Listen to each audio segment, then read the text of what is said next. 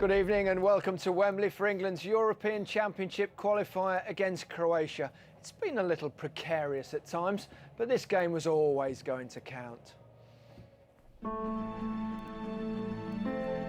We're looking for an English performance, a performance of pride, passion, attitude, character.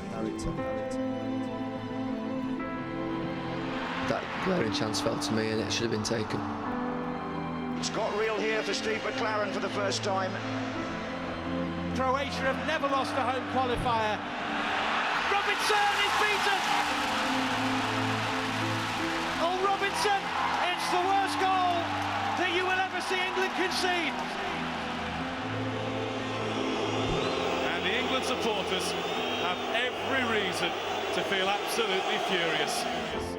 It's a must-win game for England, it really is. Nothing less than 3 points will suffice here. And there's a chance for the first goal. It's there. Oh, Michael Owen. Yes. It's almost like old times. Ah, Rio Ferdinand. It's not often you get an enjoyable game with England. A win and England qualified today. And here's Rooney! Oh, what a goal! Wayne Rooney has conceded the penalty. It was outside the penalty area. And England are behind in a game they must not lose. I'm just sick because we had it and it's been taken away. And England start to pray. This crucial game in England's group in the race for Euro 2008. Here's a real chance, and Israel have taken the lead. A great chance for Billiardino, and he scored the equaliser. And he's hit the post. The agony as well for England fans at home, but Israel are coming forward. It's a great chance to win it, and they have. It felt like Ara was when I was a fan. Difficult to watch. It was unbelievable. The heart in the mouth stuff. The control's back in our hands and we need to deliver on the pitch. Judging by the twists and turns of this qualification campaign, a packed Wembley Stadium could well be in for a tense evening. It may have been somewhat through the back door, but as I'm sure you already know, a draw or better against Croatia and we'll have something to look forward to next summer. A win by 2-0 or better and England would actually top the group. Here to offer words of comfort, or possibly not, Alan Hansen, Alan Shearer and Ian Wright. That was an excruciating watch, Israel-Russia. It was an amazing game because obviously Israel scored first, the Russians equalised, and the Russians were in total control of that match and England were praying for a draw. Then, I mean, you can see the clock here, it's 89 minutes and 17 seconds and you think this is in, it's all over, hits the post, goes wide, and then look at the clock again, about 30 seconds later, the ball whizzes at 90 minutes and 6 seconds, it whizzes across the goal. That could have gone in. The Israelis got the pitch and score, and it gives England a lifeline. England have got that reprieve, Alan. The important thing is to make the most of the slice of luck when you get it. Being given a chance, now you've got to take it, and that's vitally important. And anyone that's ever heard any player in football say the dividing line between success and failure is so small, that's what we mean. The width of a post is so small, because if that had gone in, different story. But as I said, we've got a chance, we've got to take it. The pitch out there is pretty awful with all the rain we've had, but it should be a great evening. I'm very confident tonight. Ian, how have England got to go about this game tonight? Well, I think we've got to be positive. Everybody's talking about the one up front and, you know, trying to support him while we're playing defensively. I don't think we are. I think we've got players who have been given the licence to go and attack and support Peter Crouch as much as they can. And I think if they do that, I think that it won't be a problem. I think we'll get many players up in their box. A draw would suffice, but you don't want to play for a draw. You don't want to have it 10, 15 minutes to go where it's 0-0 and everybody gets on edge. I think, like Ian said, you've got to be positive. Go and finish them off. I mean, England, all right, they're without Rooney and Owen, but they've still got enough firepower there to finish the Croatians off. Well, Alan, of course, mentioned the state of the surface just a few minutes ago. It's been raining in London over the last hour or so, and you can see that the pitch is pretty waterlogged. I don't know whether the game's in danger of being called off. Perhaps they should call it off and call it a draw. We all go home early. It's great for the England goalkeeper, isn't it? You know, one mistake and you're out, and inexperienced back four in front of him, and then you've got to play in that. And does that favour either of the two sides?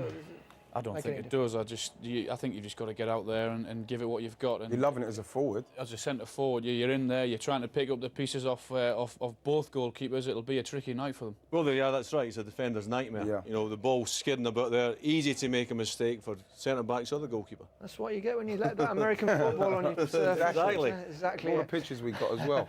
This, of course, is not a unique situation for England. Qualification almost invariably comes down to the final group game, and by and large, it turns out okay. Oh, there's a chance there, here's a goal! Paul Mariner! And England getting home with a smack of wood.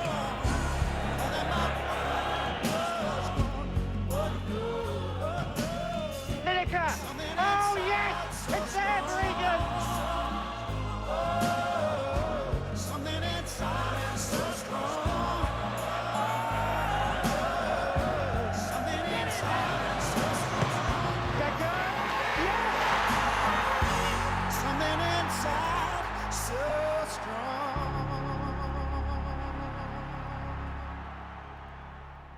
For David Beckham to repeat that feat this evening, of course, he'll have to come off the bench.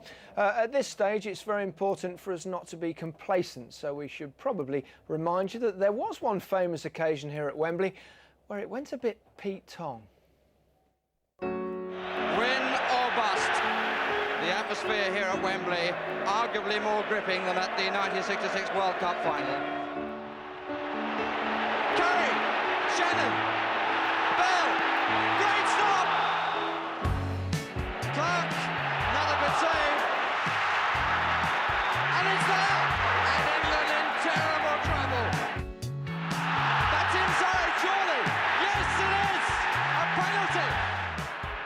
And he's made it! And England are alive again. Peters, Hunter again, right foot!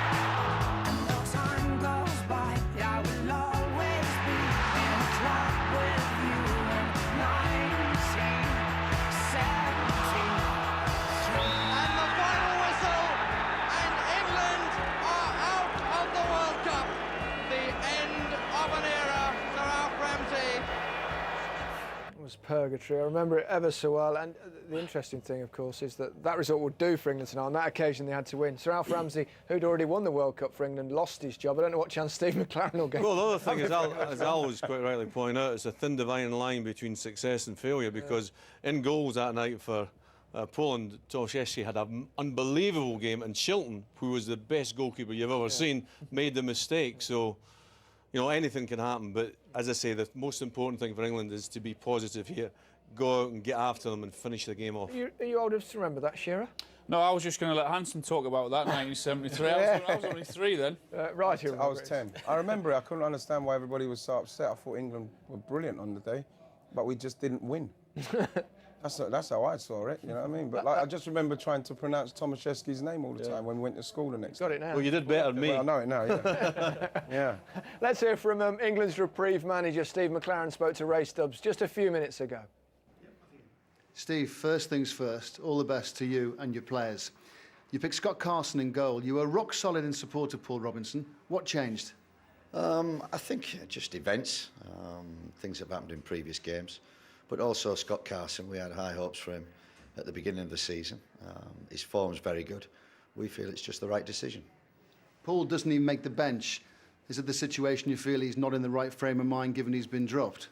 Again, just we feel it's the right thing to do and take him out the heat completely. We've said to him he's coming back to form with Spurs just of late.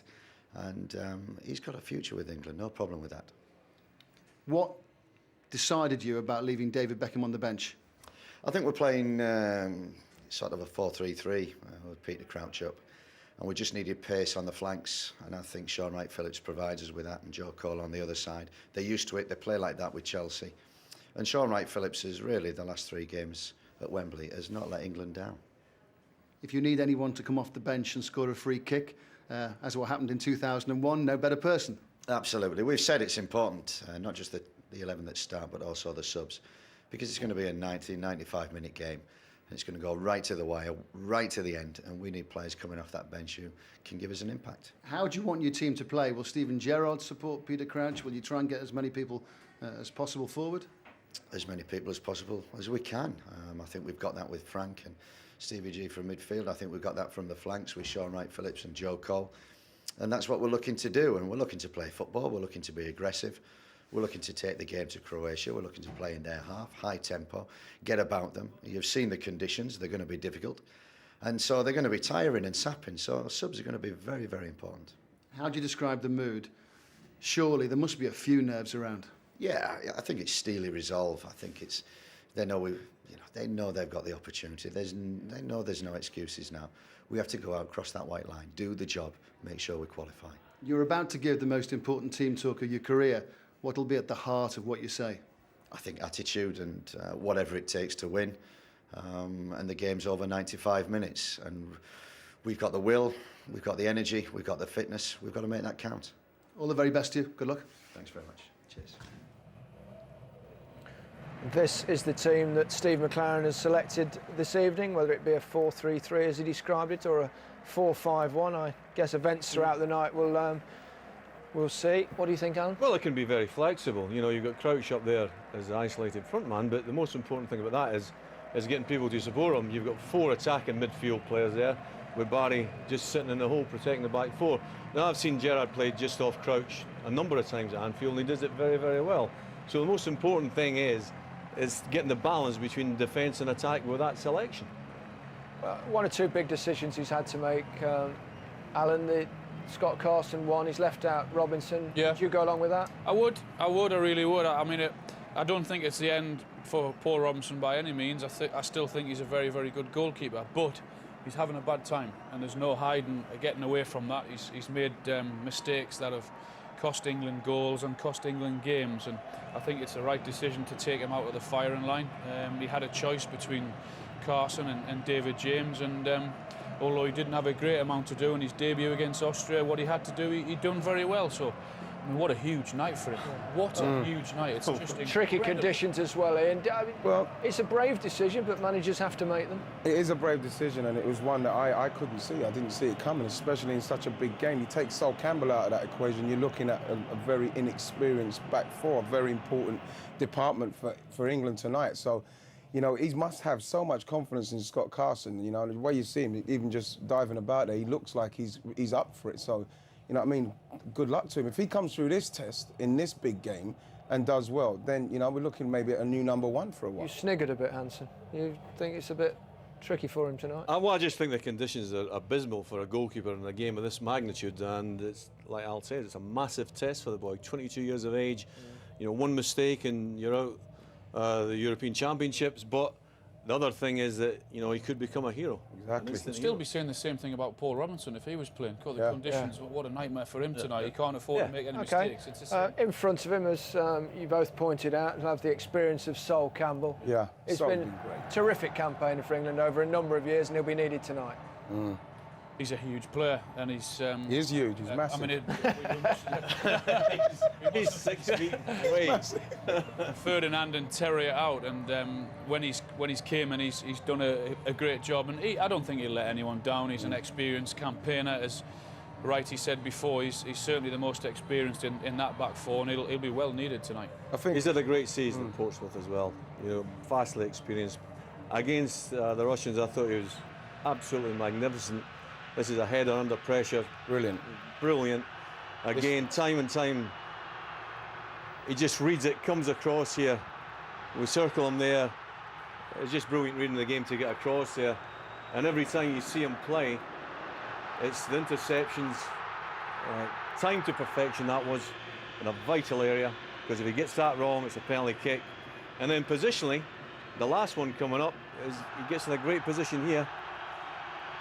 He knows exactly where the opposition are, and the ball is fantastic. But he's had a great, as I say, it's a great season. The common denominator in every one of those clips is that they're defending deep. Yeah, there's Peter Crouch there. My one concern about this side is that there's no threat behind the Croatian defence. Peter Crouch very slow, no pace. They've got to get players beyond. Well, I've played in the position that he's played tonight many times, and you've hit the nail on the head there. It's all right getting people up to support him. people have actually got to run beyond him and stretch the teams. Otherwise, I think England will have a difficult night. Yes, he's got to hold the ball up, which he can do. Yes, he'll have to flick it on at times to bring other people into the game. But another big onus is on Gerrard, is on Lampard, is on Sean Wright. Otherwise, Croatia know there's no threat behind them, and they can play very high. Squeeze it in. The only thing against that is the state of the pitch. Like, it's very, very difficult to play in behind and keep it in that area because he's going to skid away from you. You know, if they get it into his feet and, like they say, get the support run about him, then they can cause problems. I think Croatia will do that as well, because they'll be saying that if they don't get the support to him quick enough, after his first touch, they'll be right on him. So he's going to have to really he's going to have to really hold the ball up well tonight. I read your column this morning, Righty. What did I say? You said that David Beckham should play instead of Sean Wright. Well, the thing about it is, if I'm going to be totally honest, what I was thinking on the... Did you get a phone call from him this morning? I didn't, but I haven't spoken to him for 2 days. He'll never speak to you again, I don't think so. Hopefully he does well tonight and we can just... So McLaren's got it wrong picking your boy. It's tomorrow's chip paper. You know, and hopefully he won't have read it, because I told him... Whatever happened to nepotism? Never read the papers on the day of a game, and I'm hoping he didn't. The thing about it is that we're thinking we've got a 6'9" striker. We've got a guy who's arguably one of the greatest crosses that we've ever produced, and I thought that that might have swayed it for him. But I am delighted for Sean.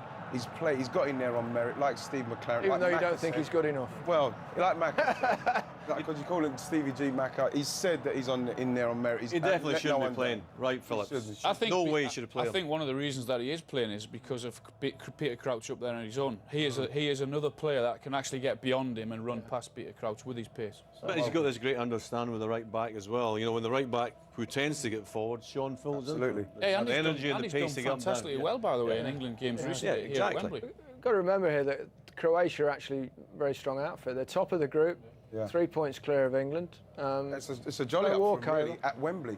The best thing about it is that we've got bad weather for them, so they might not want to come and show us their greatest skills in that. I'm hoping that anyway. I would be far, far more worried if England had to go to Croatia. I know Croatia are qualified, and people can say, well, they can take the foot off the gas, and well, maybe so, but they're not on their home patch, which I think... A couple of familiar faces, 3 players in the Premiership, Eduardo, Kranjčar, and of course Korluka. Kranjčar's the one I'm afraid of, really. Of course, like Eduardo, I haven't seen enough of him playing. He's obviously a good goal scorer, but Kranjčar is having a good season at Portsmouth, and he's a quality footballer.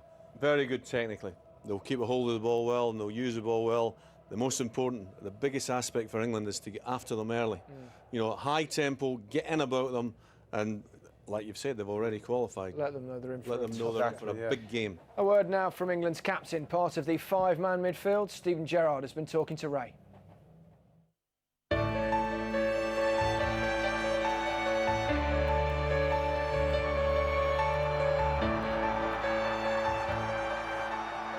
In Moscow, you're discussing a chance that just went wide. Gloom and doom on the night, and now what a difference in mood. Yeah, of course. I mean, from the after the Russia game, the mood, and it's been difficult being an England player. Facing interviews, but now the control's back in our hands, and we need to deliver on the pitch on Wednesday. I think enough's being said in the build-up to this get-together. Now it's time for the players to do the talking on the pitch. Big debate about the formation, 4-5-1. How will that affect your role? Well, obviously I'll have to adapt slightly, but I think formations and systems, it's just all gossip before the game, really. And the players will be prepared. We've worked on it for the last couple of days, and your critics will say it's quite a negative formation, but you can also look at it as a 4-3-3 formation, and you're playing with 3 forwards, so we've got to be organised and hard to beat defensively. But when we're going forward, you've got to take the shackles off and get up and support the big man. He's learning and he's improving his game all the time, and his record for England's fantastic, and he's desperate to do well at this level. How are you enjoying the responsibility of leading England? Yeah, I'm loving it. I mean, obviously I'd love to have John leading us out. He's a big player for us and he's our real leader, but I'm enjoying the responsibility. I've done it for Liverpool for more than 5 years now in big games and on big nights, so you play well on the pitch and hopefully others will follow around you. Obviously I'll say a few things in the dressing room, but for me the most important thing is to do my talking on the pitch, and hopefully that'll give other players around me a lift. Talk about captain's performances. Remember David Beckham at Old Trafford against Greece? Yeah, I'd settle for that on Wednesday. You know, it was Roy the Rovers stuff from David that day. You know, he was fantastic. But you know, I'd take 3 points now and just a normal performance. It's all about the results. This is big time. How do you keep calm? It is big time, but as a player, these are the games you want to play in. This is where I get me buzzers from, big games for Liverpool and big games for England, and you know, it's getting close now. I'm looking forward to kick-off, and that's what you want. You want the responsibility of having to deliver for the whole country in big games, and that's what gives me a buzz.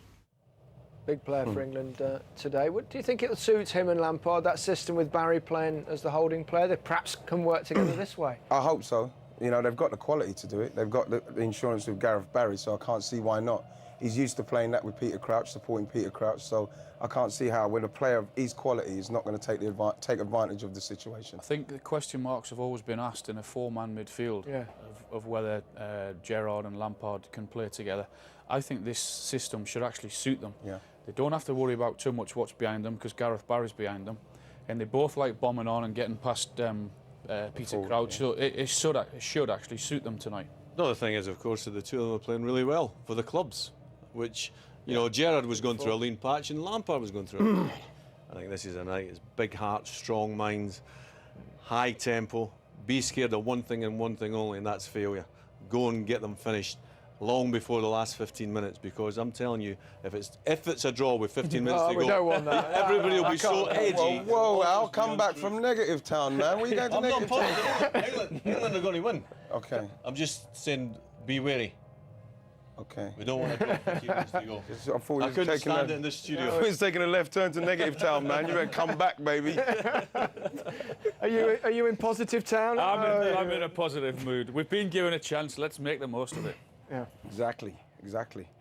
So the final rally call there, just before they go out, Ian, what will it be for you?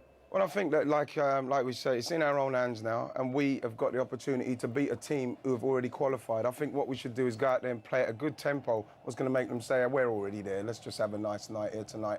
And hopefully the boys will just ram it down their throats all day long. It's not often in football where another team gives you something. Israel gave us something on Saturday. We've got to take it now. I love Israel. I'm going to be really positive here.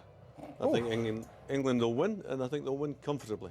We'll get on quick for a change. OK, so it's England versus Croatia. The stakes are high. Don't forget, if you've got high definition, to switch to the BBC HD channel. Your commentators here at Wembley tonight are Mark Lawrenson and John Motson. Thank you, Gary. Along with 86,000 or more inside the stadium, those who haven't arrived yet, there may be some empty seats. That's because there's a lot of congestion outside, but this match has to start on time by UEFA rules. And it wouldn't be England, would it, if it didn't go right to the wire? You drew a comparison in the studio earlier with Poland in 1973. I had the unenviable job that night of interviewing Alf Ramsey after the game. I just hope it's a more comfortable scenario for Ray Stubbs when he talks to Steve McLaren in just over 2 hours' time. But having said that, England's record since then, when the chips are down, has been remarkably good.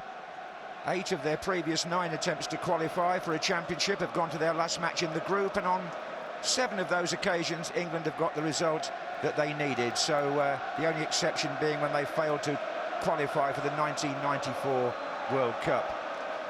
There have been some hair-raising moments, and we heard David Beckham's free kick referred to several times. Lineker's volley in Poznan, some heroic displays like Glenn Hoddle's team holding Italy in Rome, Peter Shilton in Poland in 1989, without which there would have been no Italian 90 for Bobby Robson and no tears from Gaza. So the list goes on, and it may just be that we're in for another one of those cliffhangers tonight. We shall see. Now, down there in the tunnel, as well as the team coming out, the star names missing tonight have been in the dressing room. Ferdinand, Terry, Owen and Rooney. But just now, what a different reception England would have got had Israel not beaten Russia on Saturday night. As it is, what could have been a very awkward night at Wembley becomes an optimistic one, as you'll hear.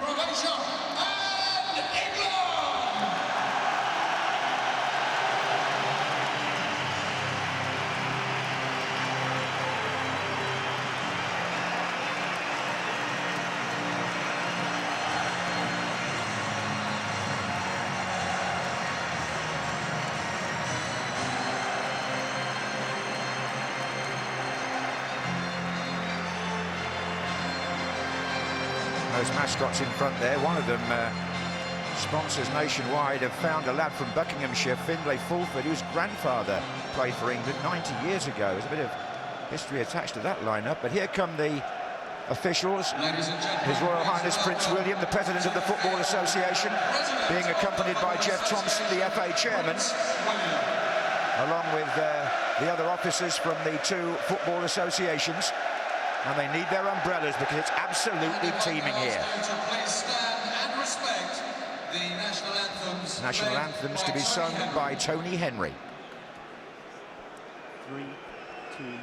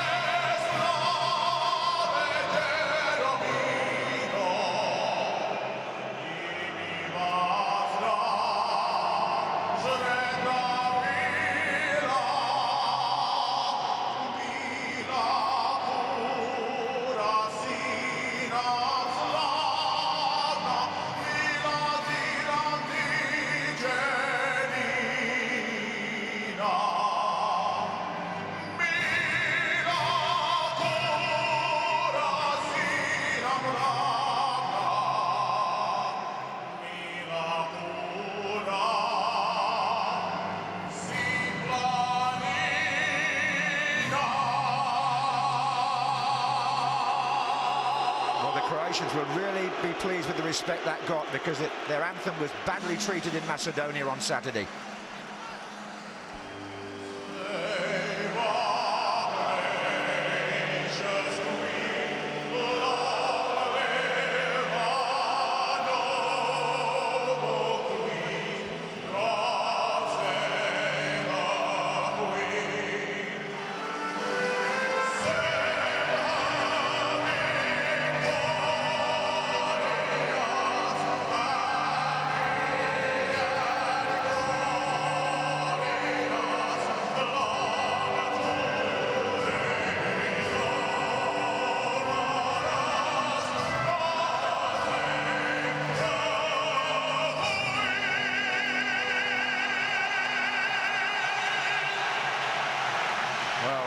The conditions there you can see for yourselves, and as the officials come out to meet the teams, Mark Lawrence, and the first question I'm going to put to you tonight is about the pitch, because Slaven Bilic was, well, to say the least, critical about it last night, and Steve McLaren's staff are none too pleased with it either, I can tell you. Well, I think, John, you've got to go back some 3.5 weeks to the game of American football that was played on here. I think that was experimental. I don't think it will ever be done again, certainly not in the month of October because of the weather we get in this country.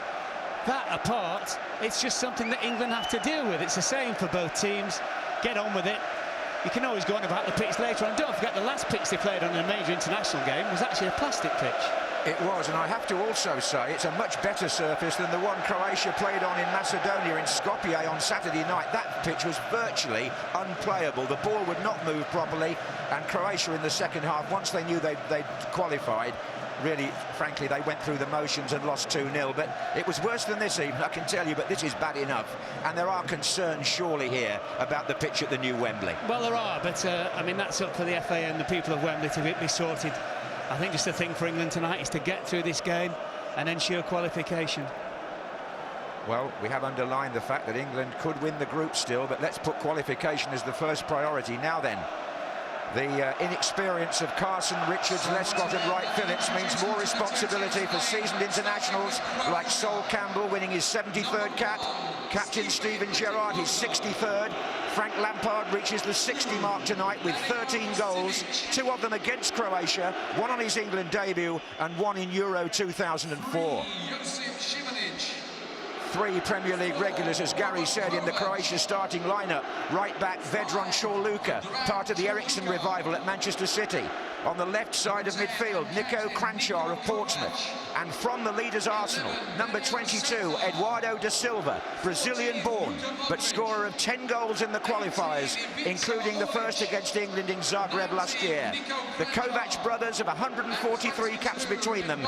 Defenders Dario Simic and Josip Simunic were both sent off by Graham Poll against Australia in the World Cup, the latter after being shown the now infamous 3 yellow cards. As for the substitutes, Steve McLaren had to choose people who might need to close out the game, like Wes Brown and Owen Hargreaves, who might be required to change the game, like David Beckham, who hasn't started on the bench for England since the 1998 World Cup, or players who might be called upon to save or win the game, like Jermaine Defoe and Darren Bent, who between them have started only 5 Premier League games for Tottenham this season. What a responsibility, Mark Lawrenson, for this young man. Well, not only him, John, as well. I mean, if you look, you take Campbell out of England's back four and Bridge, Lescott, Richards and Carson, 40 caps between them. 40 caps only. You just said about the Kovac brothers for Croatia. 143. Big difference. It is no Gary Neville, no John Terry, no Rio Ferdinand, no Ashley Cole, and a new goalkeeper. That's the setup. Now the referee tonight is Peter Freudfeldt from Sweden, and he has his compatriots on the line. England are wearing all white and will play in the first half from left to right in this critical European Championship qualifier. A draw or a win will do. Defeat, if Russia win in Andorra tonight, means England are out. And just having a look straight away, it'll be Olic up front with Eduardo for Croatia, and Steve McLaren needs the shelter, perhaps in more ways than one. Yeah, rather pensive looking Steve McLaren as well. But also just keeping an eye on Northern Ireland tonight. It would be something of a miracle if they were to get through. It's 0-0 in Spain at the moment for them, and Sweden and Latvia are 1-1. So Latvia are doing their bit at the moment for the Irish.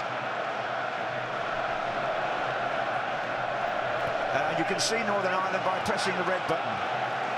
But if you're sticking with us, and I hope you are, it's going to be some night here. This is Slaven Bilic, well known to supporters of West Ham and Everton. Was in the Croatia team that went to the 1998 World Cup semi-final. In fact, they finished 3rd in '98.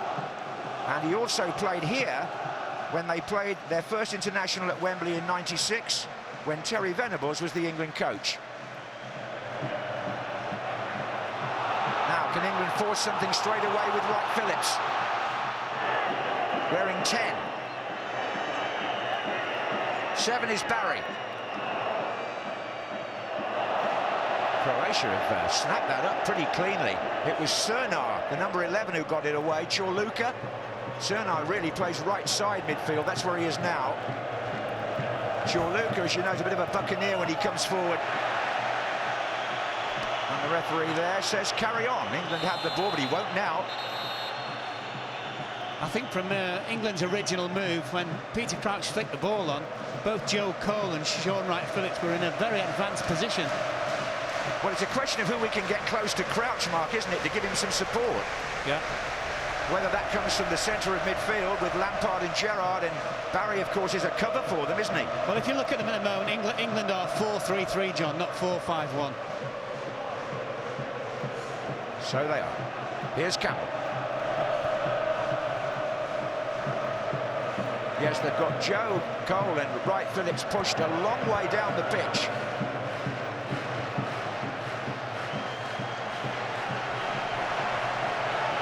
Forward by Sol Campbell. This is looking for Crouch.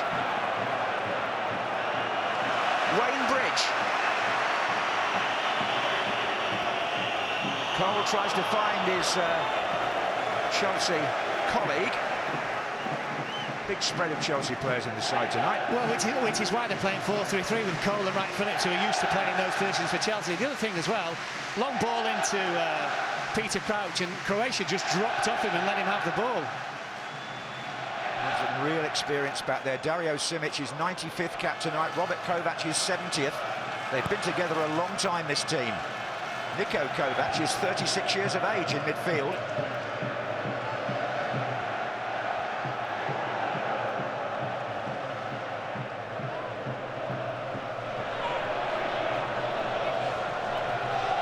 mostly in quite neat ball players. That's Kranjčar. This is Modric. More of him in a minute. He's the rising star of Croatian football. Keep your eye on the number 14.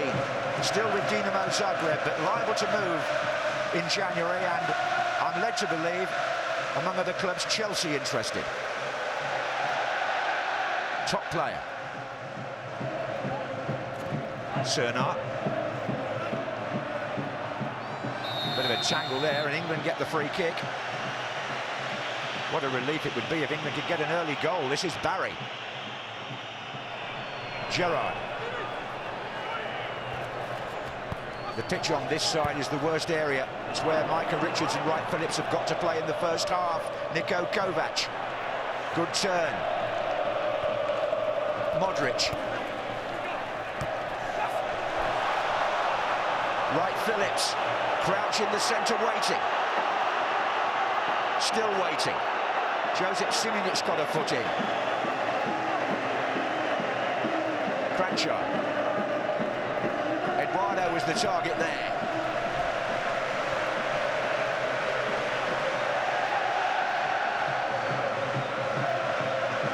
Bridge. Steve McLaren appealed for big backing from the Wembley crowd. He's getting it in the early stages. Barry.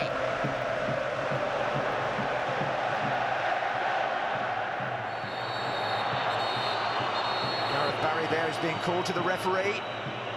If anybody got a yellow card tonight, it wouldn't be the end of the world. They're wiped out at the end of the qualifiers, but a red card would mean you miss the first game in the finals. I think the referee's also got to take into account the state of the pitch, isn't he? Well, Bilic described it last night as an ice rink. This is Wright Phillips. Micah Richards. Gerrard got that ball in. Oh, a flying, well, an attempt at a flying header. Joe Cole was very low to the ground there. Yeah, nobody picked him up as well. It's a nice run, late run. Ball moved very quickly to the other end here by Croatia. There's certainly no suggestion early on, Mark, that they've come to make up the numbers, having qualified. No, well, they're very good technically, John, as everybody knows, and they will keep the ball. It's just be interesting to see that the longer this game goes on in terms of into the tackle, exactly what the Croatians think of it. Julian Lescott to Gareth Barry, two players who a few months ago wouldn't have thought they'd be in this game. This is Gerrard. Wright Phillips. Looking for Crouch. Oh, it's a header back surely here for Lampard. Great ball from Wright Phillips, diagonal to the far post, just what Crouch feeds on. Gerrard was a foul off the ball. The referee played an advantage. Wright Phillips is behind Simionic. And this is Kranjčar. And now Modric. I think already, John, Simonic's the left back. Looks very, very uncomfortable when Wright Phillips is running at him. He started his career as a centre-back, as I recall, Mark, didn't he? Well, he's playing at left-back like a centre-back. That's Robert Kovac to the player who is at centre-back, which is Simic.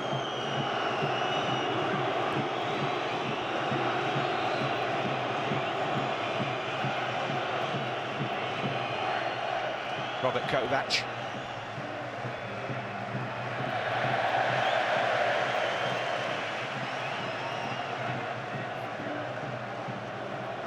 That was just a ball in from Wright Phillips. Great ball to Crouch, wasn't it?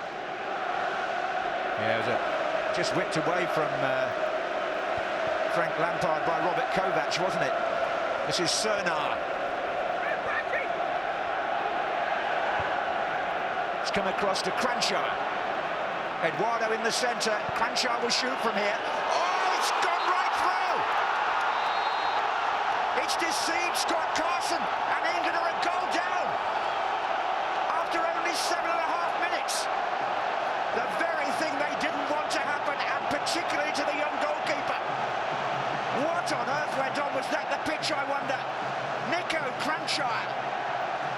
And there didn't seem to be any danger here at first when the ball went out to him. He comes slightly inside Micah Richards, and it's gone in off the goalkeeper almost, Mark Lawrence. Well, the first rule of goalkeeping, John, is keep your eye on the ball, but also get your body in front of the ball, and then if you happen to miss it, it hits your body and comes back out. That is just a pure lack of concentration by Carson. What a shattering blow for England, for Carson, and indeed for Steve McLaren, who made the selection. First real attack that Croatia had had, and it's Nico Kranjčar. And Wembley has suddenly gone from almost euphoric to very, very nervous. England have forced a free kick, though. This is the time to hit back.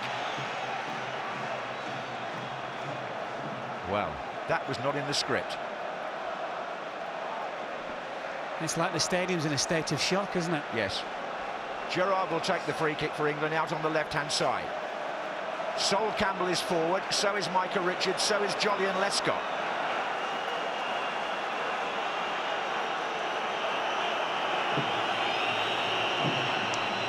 Crouch the deepest.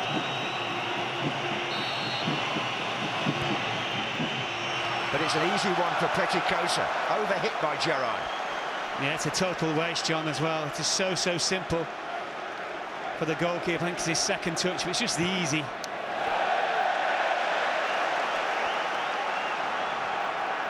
Spain have taken the lead against Northern Ireland, incidentally.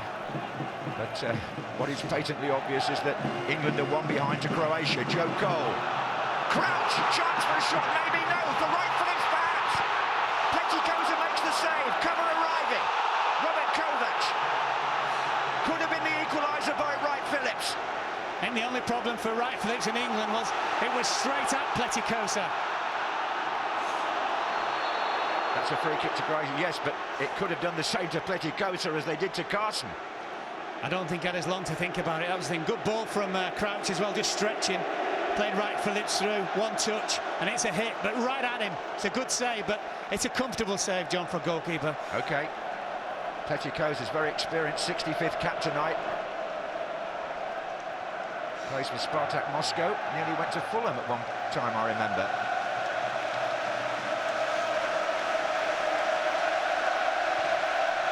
Well, the crowd are doing their best to help dig England out of a great big hole. Kranjčar, this is Eduardo now.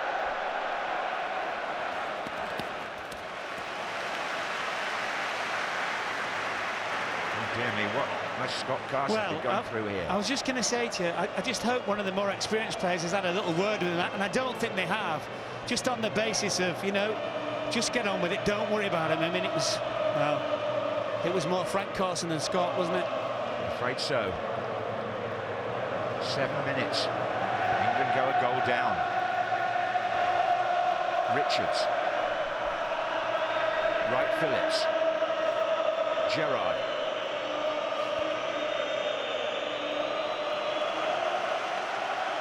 Cole's got Bridge in support. There's the cross. Crouch! Good defending by Robert Kovac, just did enough to put Crouch off. Good ball in though. England come away with it again though. Gerrard.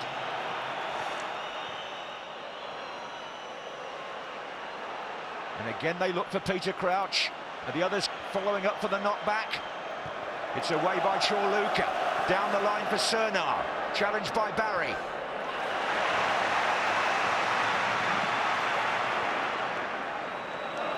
Gerrard is driving the team forward here. Wright Phillips. Micah Richards has made the run. Chance for England, surely. No! It wasn't going in anyway from Crouch. But here's Joe Cole and here's Bridge.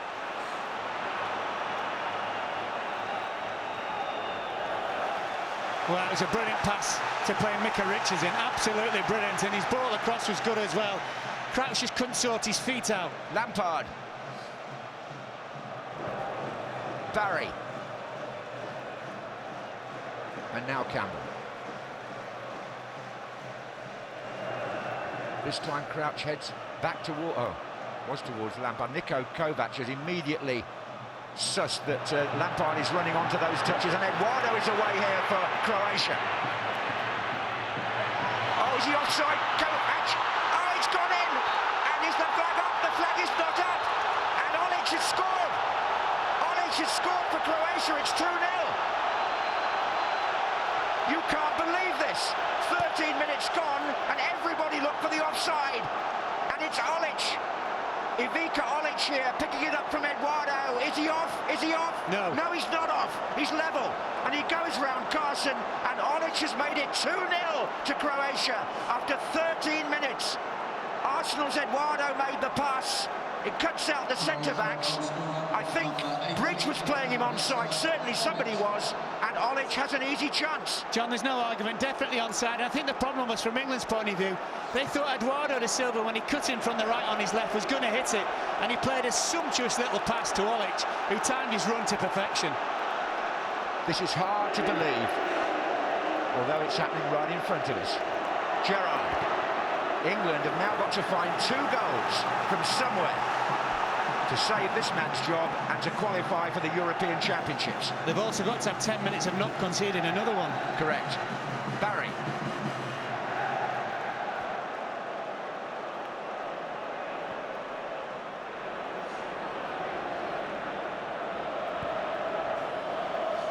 This is Crouch. Richards. Right, Phillips. Came off Josip Simunic. What a baptism in competitive international football for the 22-year-old goalkeeper. Couldn't be blamed for the second one. Absolutely exposed. Here's Micah Richards with the throw. Peter Crouch gets up there. Croatia get it away. My goodness, they've come to play, Croatia. Eduardo. Ivica Olic is remembered in Croatia for scoring a very famous goal against Italy in the World Cup in Japan. But if he's looking for another one for his scrapbook, one at Wembley will do nicely. Well, the timing of the run was brilliant. I mean, England defensively were statuesque, but the great timing. This is Wright Phillips.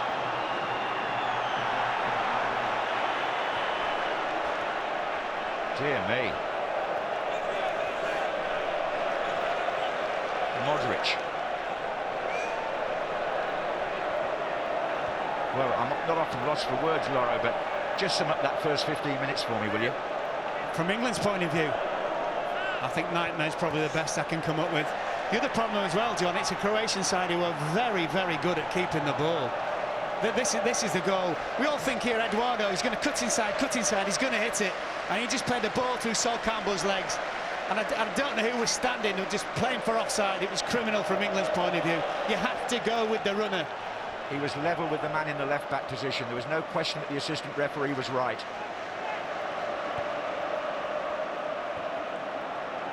Lescott to Campbell.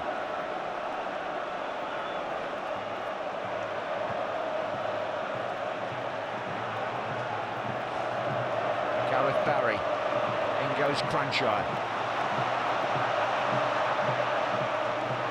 Right, Phillips right in the corner. He didn't want to get anything on that at all. As a result of it, it's merely a goal kick. Well, until tonight, England had only conceded 4 goals in this qualifying group. 2 of them were in Croatia, 2 were in Russia. Now they've conceded 2 more.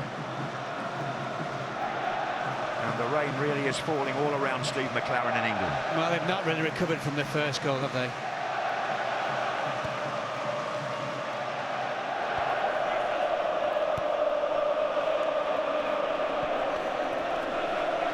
This is Wright Phillips.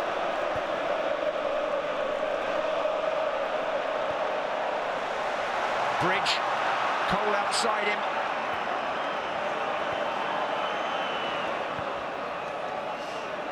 Oh, and Wright Phillips did well to try and get something on that. But it, as Mark Lawrenson rightly says, every time Croatia come out of defence, you worry. This is Cranchard, he's put that one out.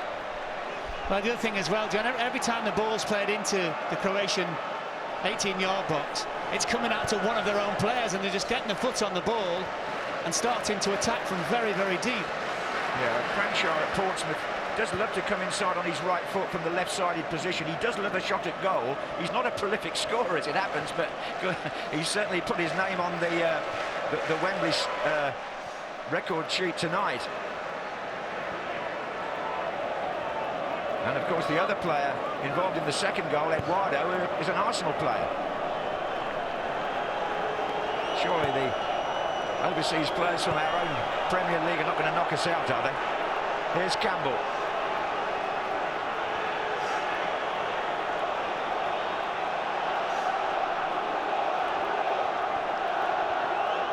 Just to keep the record straight, it's Andorra 0, Russia 0 after 20 minutes.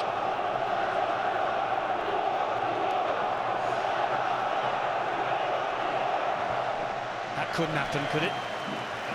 Sweden are leading Latvia 2-1, which is bad news for Northern Ireland.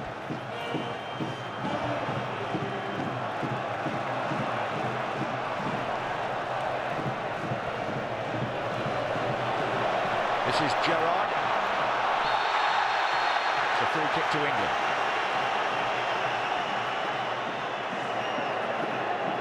Well, they wasted their last free kick from roughly the same area, but the other side, and it's important to get this one right. Lescott's up, Campbell's up, Crouch is in there as well.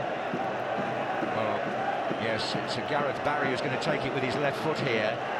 Plenty of England players forward again. God, they desperately need a goal back here.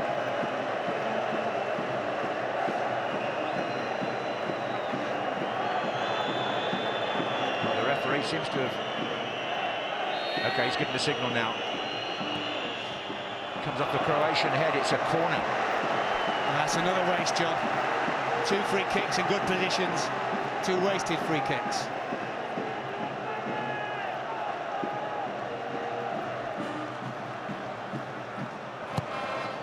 It's going to be headed away.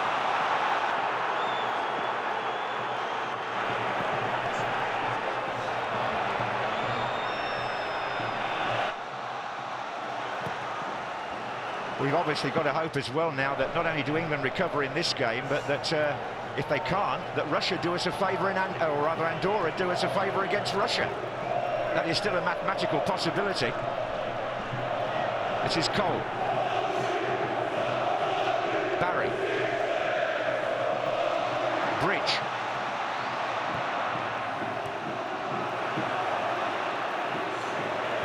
What a weird old group this has been, hasn't it, from beginning to end? So unpredictable. It's getting more weird by the minute.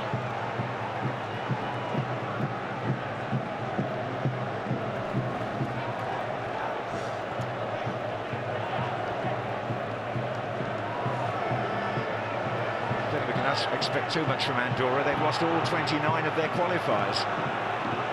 Yeah, but as you say, in the context of what's happening just around this group at the moment, they'll probably beat Russia 1-0. Get the mat out.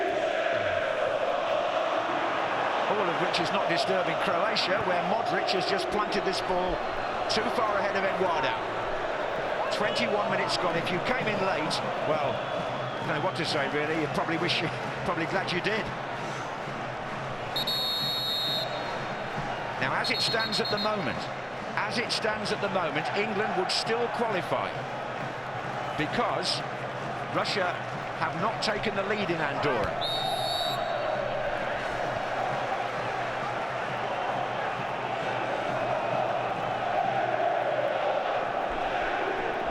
It's when Russia score that changes, or when England score twice. Sol Campbell with the free kick. It goes to Crouch, but heads just tamely through to Pletikosa. But the thing about that, John, is Crouch can't do any more with that ball, so somebody's got to gamble. If it's Cole, Lampard, Wright Phillips, you know it's going in there. Gamble, run the other side.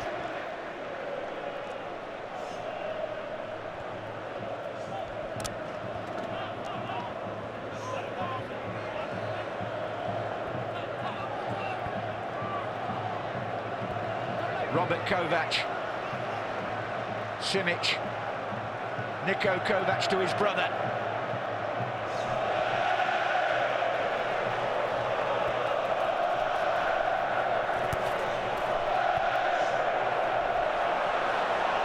This is Eduardo, but this time there is an offside flag up. Just as well for Sol Campbell, who's caught slightly unaware there. The other thing, going back to Croatia, John, you talked about Robert Kovac, the number 4, the lad who plays at the back. He's just a get-out. He's a safety ball every single time. If they're struggling, it goes back to him. He gets it under control, and he just starts Croatia playing again. Well, if we've only got one striker, then they've got a spare centre-back, haven't they? They certainly have.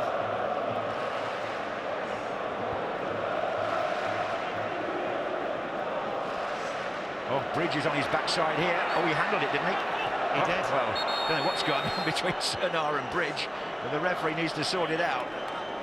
I think he said it was a foul. Pitch is very slippery on that side. That's an excuse, but it certainly is for the way Bridge fell.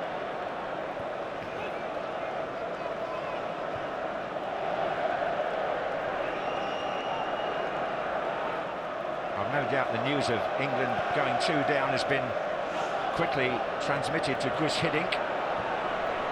This is Cranshaw.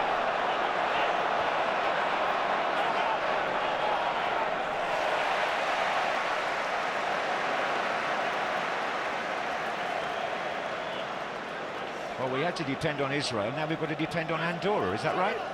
Yeah. How well are we going then?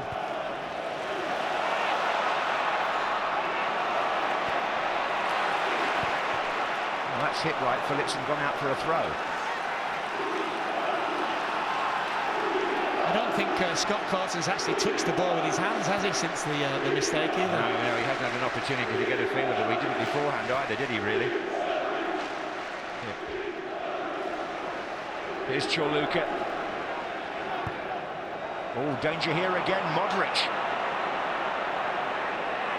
Cernar. Oof. Well, it was Cranshaw again, slipping away from his marker, who I think was Micah Richards.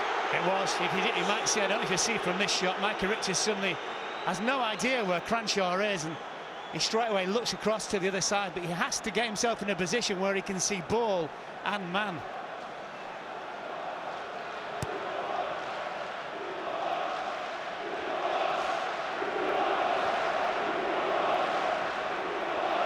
Olic to Cranshaw.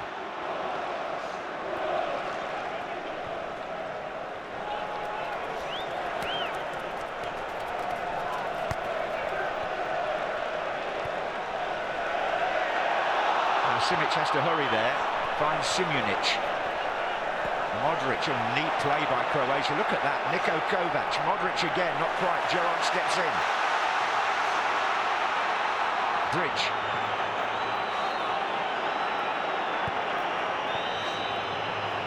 That's Barry. Oh dear. Bridge lost it and he's having to get back very quickly now. Needs cover on that side. Eduardo. Two waiting in the centre. Oh, it's a corner. Yeah, I think it was Chorluka, wasn't it? The guy who plays for Manchester City. Great break. Yeah, he had real good pace as well. Look at Eduardo in the middle and Olic. They were both waiting. This is the problem for England at the moment. Don't look secure. Anywhere.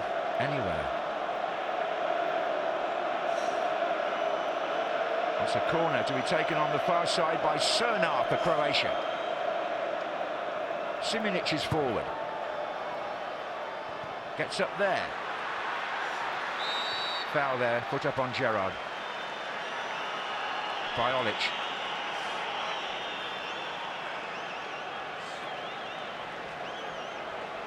Can't believe we've only played 27 minutes. Slaven Bilic. As cool as they come. Steve McLaren feeling the heat. Another flick on by Crouchshot, nobody in there. I think that's the third occasion so far. At what stage does McLaren scrap this plan and put another striker on? Well, I can't see him doing that before half-time. I would be surprised. Mourinho would, wouldn't he? Yeah. I think others would do as well. Barry. Cole. Thing is, you could put Joe Cole up there and play Gareth Barry on the left. Well, you've got to get someone closer to Crouch than we've seen so far. Just to change it. Just, yeah, change it. Exactly, Give them something to think about. Well, this is Gerrard. Now Joe Cole is the nearest to him. But again, Lampard and Gerrard aren't. Bridge.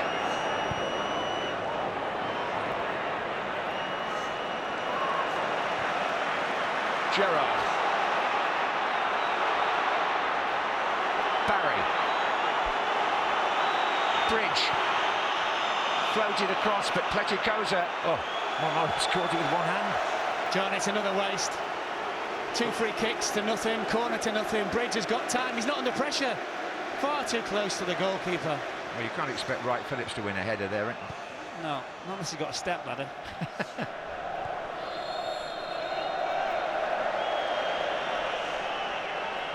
England subs warming up. Well, I did feel that maybe he has to look at it sooner rather than later. What is it?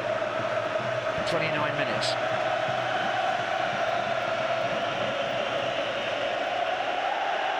Richards. Campbell. Lescott. Bridge. That's the back four. Can they get it further forward?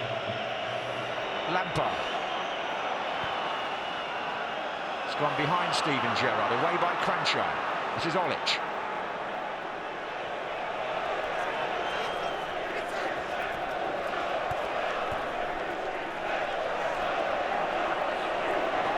Oh, play on, Crouch. It's going nowhere apart from to Luka.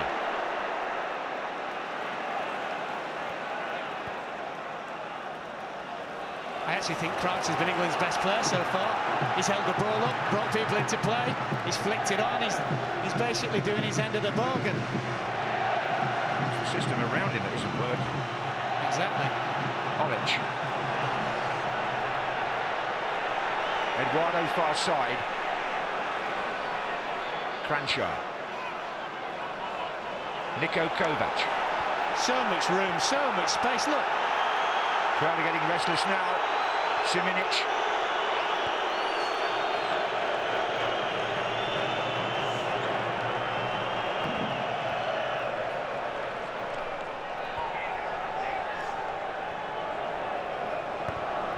Gerrard.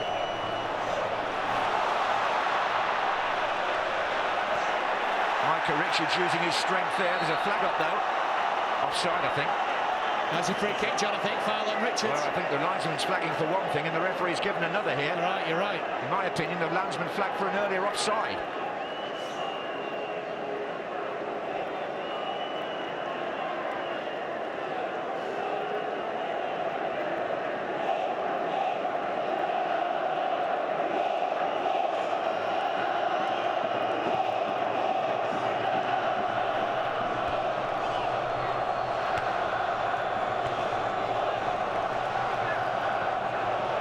Did miss the first 2 goals. We have to remind some viewers who may have come in late that Cranchard's shot was an embarrassing moment for Scott Carson after 7 minutes. And then here's Wright Phillips, flags up, free kick. Second goal was scored by Olic. That's a foul by Robert Kovac. England now have a free kick and a chance to pull one back. Lescott and Campbell on their way up. Lescott scored plenty of goals this season for Everton. Standing behind Peter Crouch. Micah Richards got in the air as well.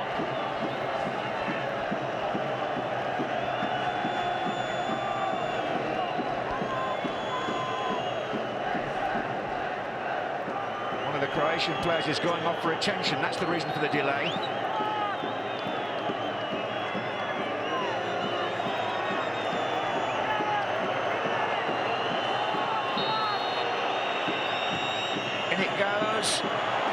Petikosa came to punch. There was a good punch in its way. There were plenty of people in front of him. England throw. Croatia are still down to 10 men.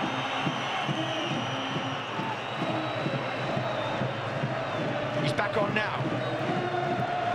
With Olic it was.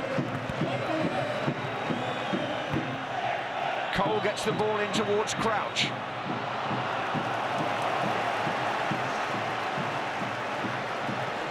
Robert Kovac picked up a yellow card in that last little flurry, but it shouldn't affect him unless, of course, he gets a second one tonight and has to go off here, but it won't affect him in terms of the games to come.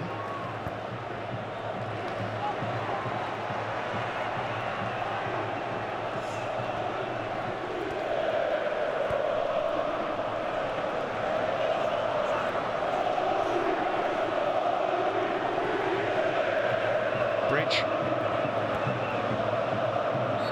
Cole who went down. It's Cole who'll get a free kick.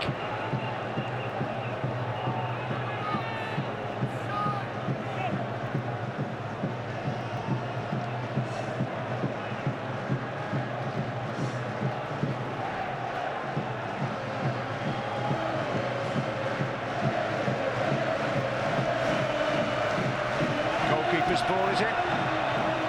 And he punches. He's got to get back quickly now, though. He needs cover in front. Put back in by Gerrard. Crouch in the crowd. But Croatia will break here, and for a moment, it's 4 against 4. Cernar to Crenshaw. Modric. Handball. Gerrard to Lampard. Cole.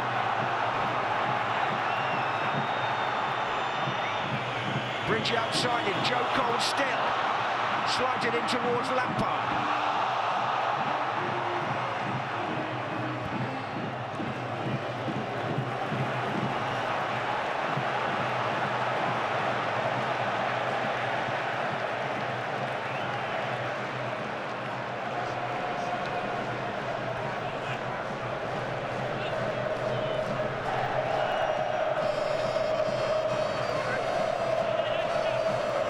Lampard, Barry, Bridge, Cole.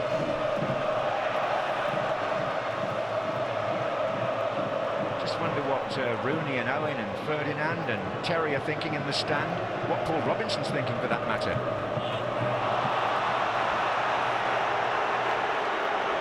Or David Beckham. Or the manager.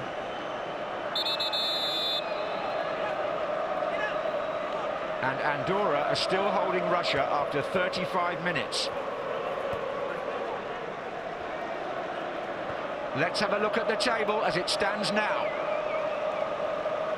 England are still, at this moment in time, despite being 2 goals down, they are still in second place.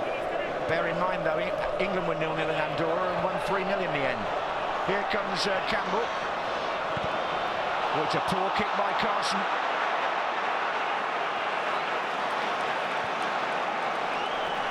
Wright Phillips.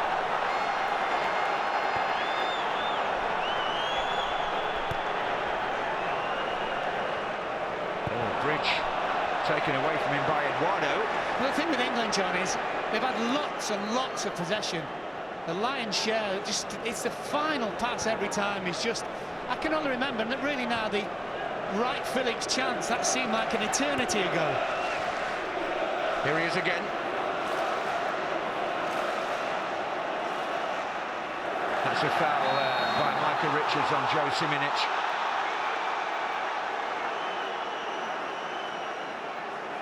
Well, let's have if you can bear it, let's look at what happened earlier. Here you are, Mark. Well, this is just a catastrophe of all catastrophes, isn't it? And it's you waiting for the ground to open. This is a brilliant goal from Croatia's point of view in terms of the movement, the timing of the run by Olic. Awful for England defensively.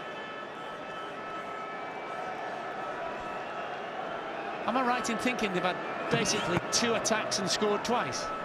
Pretty much.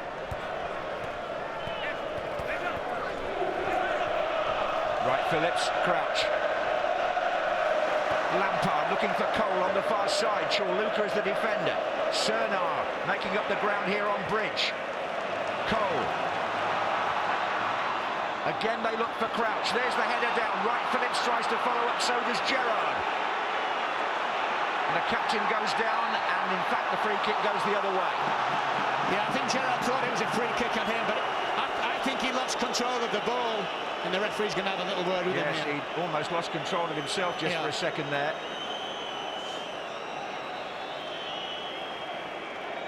No. It was dissent. It wasn't punished for the yellow card, but the referee did speak to Steven Gerrard.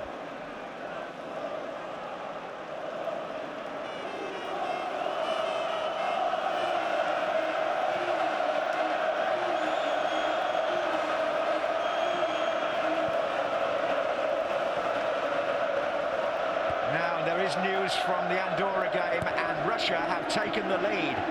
And it's Sichev. I think was he the man that hit the post just before the end of the game in Israel? I think he might have been. And he's got his own back tonight. Here's the updated table. Russia 24, England 23. As things stand, England are going out of the European Championships. Mark Lawrenson.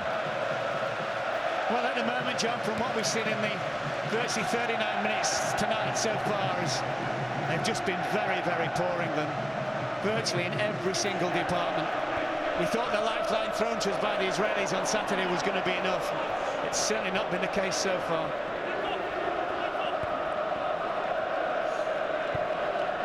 Goodness gracious, and all the scenarios that you imagine might happen here tonight, this one. I mean, can't imagine anybody had a bet on Croatia to lead 2-0 at half-time, can you? What time did the second goal go in? 14 minutes? Second goal went in on 14 minutes, yeah. 8 and 14. You get monumental odds on that. England on the attack, though. Oh, well, just for a moment. And that really has set Croatia on their way again. This is Eduardo.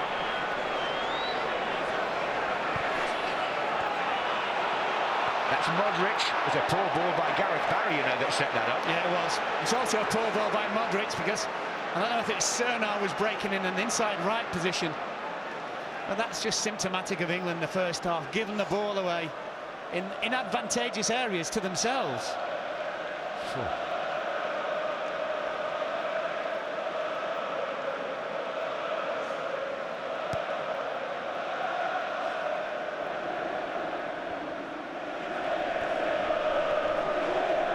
Free kick to Croatia.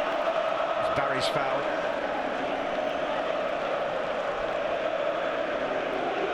Surely Steve McLaren would be consulting with Terry Venables at this point. I should think they'll both be preparing to tear the paint off the dressing room wall, wouldn't you? You certainly would. Or certainly get a couple of subs on at the beginning of the second half. Both. Change the system. Here's Joe Siminic for Croatia. Olic. Niko Kovac, or Lucas made a run far side. Not sure whether he can find him. No, he can't. Bridges in the way.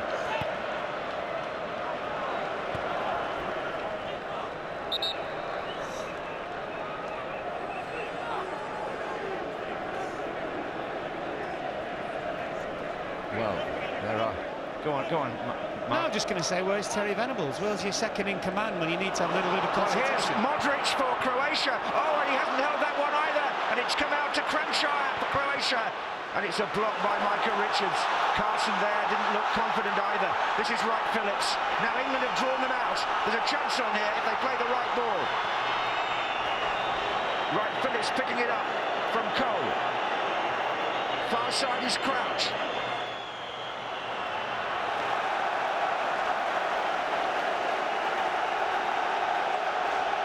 The 7,000 Croatia fans are having a party over there. I was going to say, it must sound like a home as though everybody's cheering throughout the game, but we must stress it's the Croatian supporters. This is the chance, isn't it? He just sort of tried to beat it away, didn't want to try and collect it, Scott Carson. You can't imagine what he's thinking. Touch by Crouch. Joe Cole.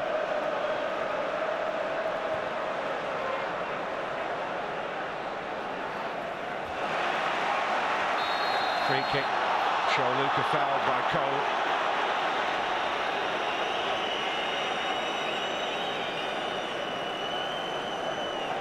Well, if ever an England manager had to earn his money, John, it'll be in about 4 or 5 minutes' time. Does he bring on Beckham? Not yet for me, no.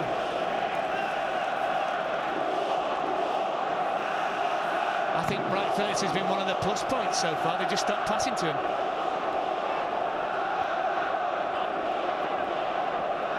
Because the balls into Crouch have been decent. Yeah. It's just that he's done all the knockdowns. No one's got on the end of them. No.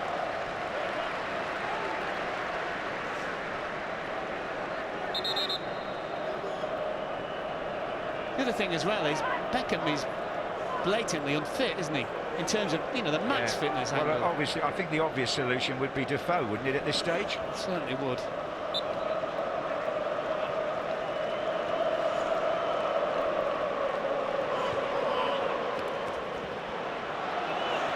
time. It's Croatia on the attack again.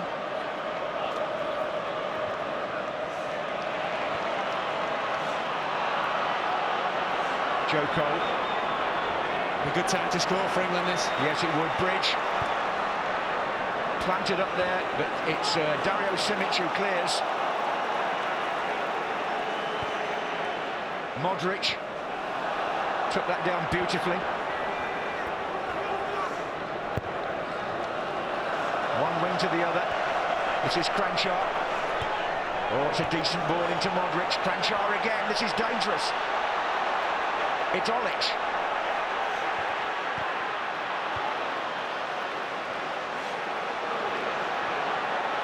Oh, it's a block. It's a block by Simic on Wright Phillips. I think it's a booking, John, for me, that. Just a blatant stop. Well, he knows all about yellow cards, Joe Simic, doesn't he? It's got to be a booking. They just stopped him blatantly. Barry. Bridge. The 45th minute. England still 2 down. Foul on Cole. 1 minute of added time. This could be the last chance England will have to go in with something at half-time. A goal now, and it might change everything. The fourth official has indicated a minimum of 1 added minute to be played. Gerrard looks as though he's going to take this.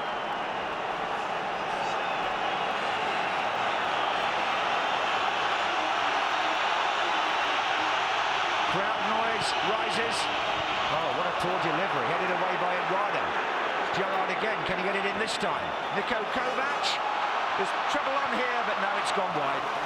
Yeah, I think Markovic has had the last header, but again, the delivery from the first free kick, the original free kick, was just didn't clear the first man. It's a cardinal sin. Is that your summary of the first half, basically? Well, I'm afraid it is, and the fact that obviously defensively England have looked at 6s and 7s, and to concede such a soft goal, they've never really recovered from that moment. And boos ring round Wembley. What will they say in the England dressing room? Niko Kranjčar gave Croatia the lead after 7 minutes. A dreadful mistake by the new goalkeeper. And after 14 minutes, it was 2-0 when Ivica Olic beat the offside trap. And I've handed back to Gary Lineker from in all sorts of situations all over the world. I've never had to do it quite like this. It's England 0, Croatia 2.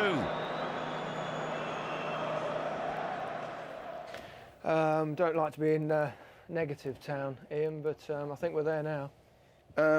I really don't know what to say there. It was really... The goalkeeper, I feel sorry for the goalkeeper. It's a massive game to come in. As a forward, you're going to... He's a new goalkeeper, he's fresh. We need to win the game. You're going to be shooting from everywhere. I'd have thought the worst way Scott Carson's going to do the basics of what you do as a goalkeeper in a skiddy condition. You get your body behind the ball, and unfortunately he didn't do that, and, you know, we're a goal down. But the whole team have, well, they've been abject. They've been poor. I can't think of anyone out there who has actually played to the standard that we see them on a Saturday in the Premier League. I really can't. The system's not working at all. They're playing too many long balls to Peter Crouch. Talk about the systems. He changed it when they played Croatia away. Got beat. Generally, lately, they've been playing pretty well as a 4-4-2. Why would you suddenly change things? I mean, Well, obviously, there's one or two injuries. He's looked at the result, what result we need, and we need a point to go through. Maybe that's in his thinking. But I did say before the game that I thought the system might suit Gerrard or Lampard. It quite clearly hasn't. I think he has to change it immediately. The defending's been very, very poor. The attacking, there hasn't been any. I think we've had one shot on target, which has come from Sean Wright-Phillips.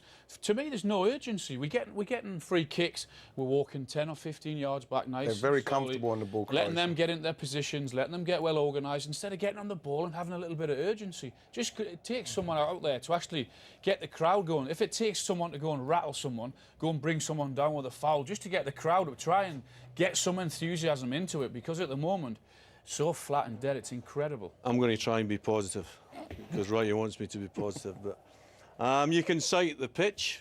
You know, we cited the pitch before the start. You can cite the system and how bad the system is. But if you'd been totally pragmatic about the first half, you'd have to say devoid of class, quality, organisation. But the biggest thing is devoid of fight.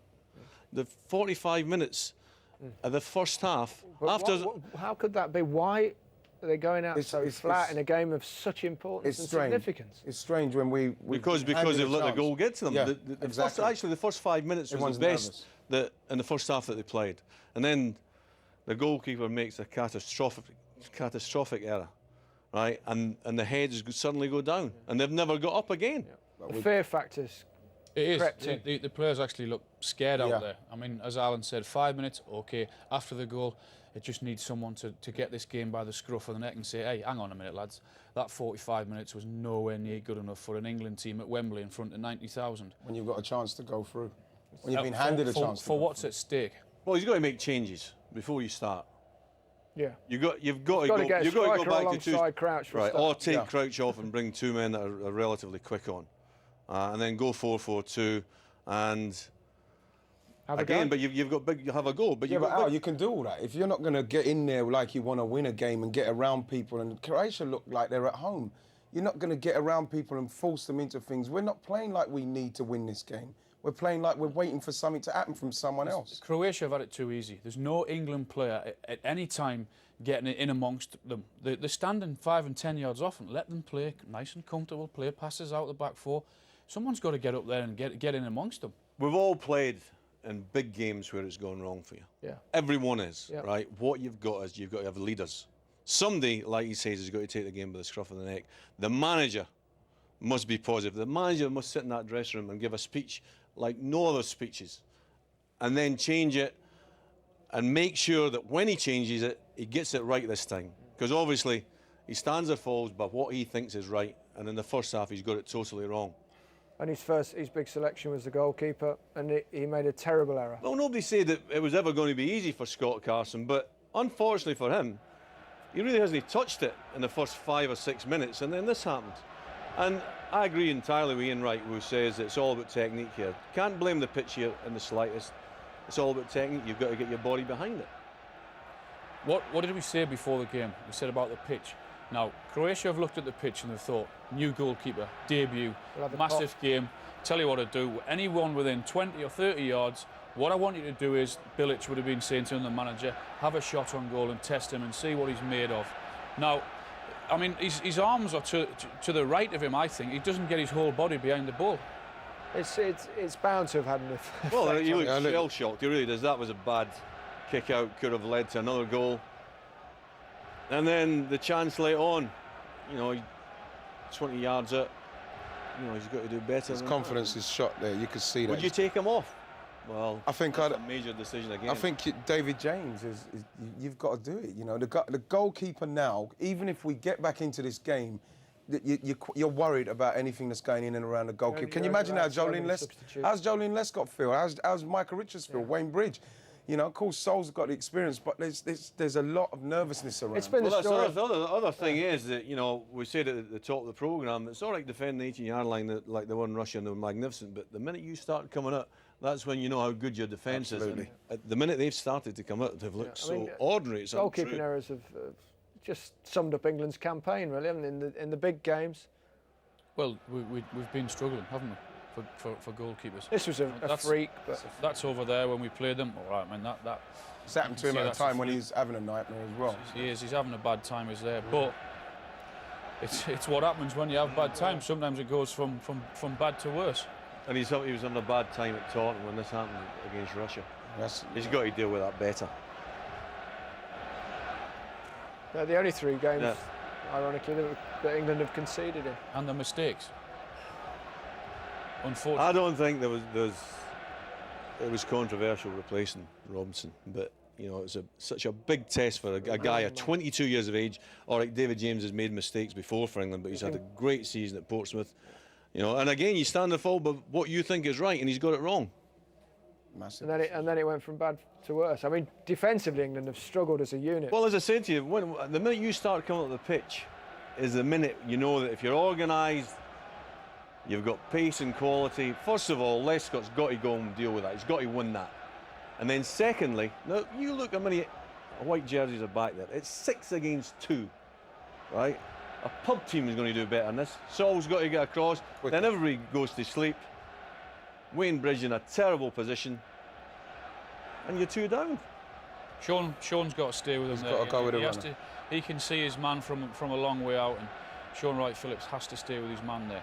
I mean, it's all right us sitting here and criticising Scott Carson, but defensively as well, I mean, it's been so poor as well as this goal will sum it up. He's ran from the halfway line, and he's ran, I don't know, 30, 40, 50 yards there.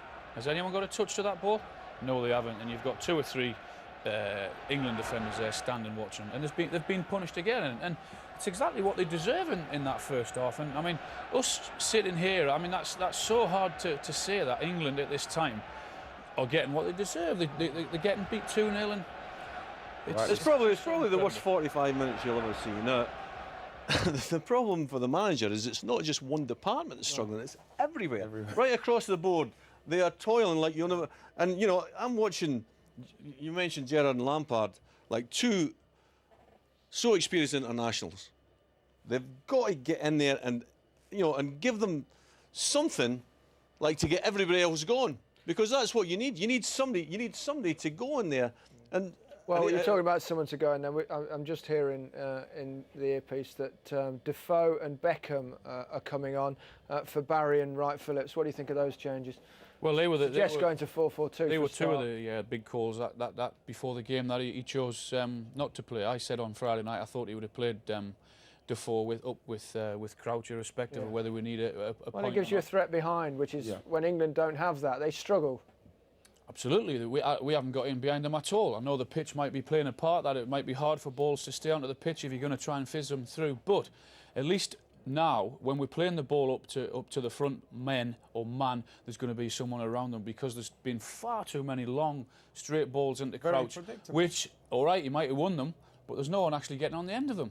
So that says to me that the system from the midfield is not working. England haven't created too many chances. The first of a couple fell to Sean Wright-Phillips.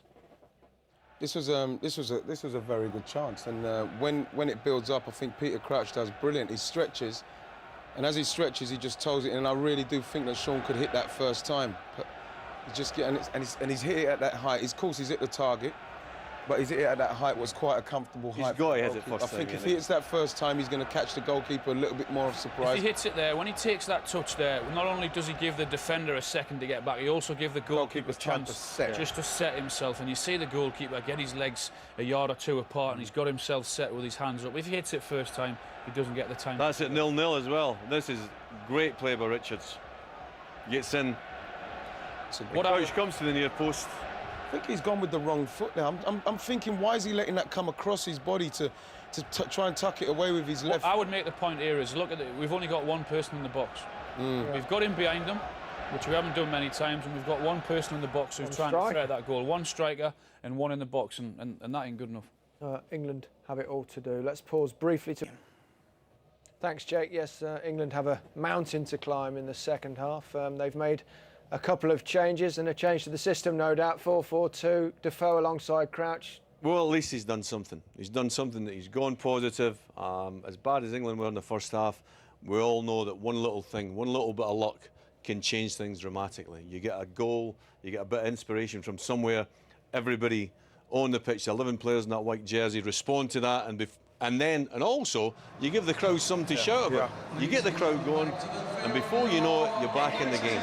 That's the big thing for me. We have to try and get the crowd back on side, give them something to shout about. Obviously, a goal will do that.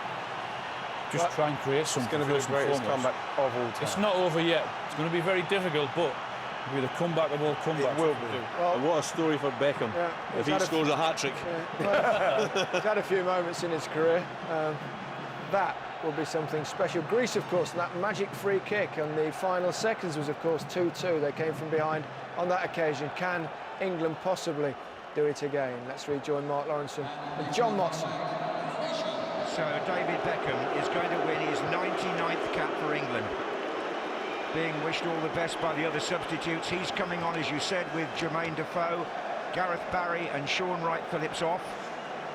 And goodness, when I was looking back at half-time on the first goal, Peter Shilton took a lot of criticism for the goal that we showed by Poland in 1973 here.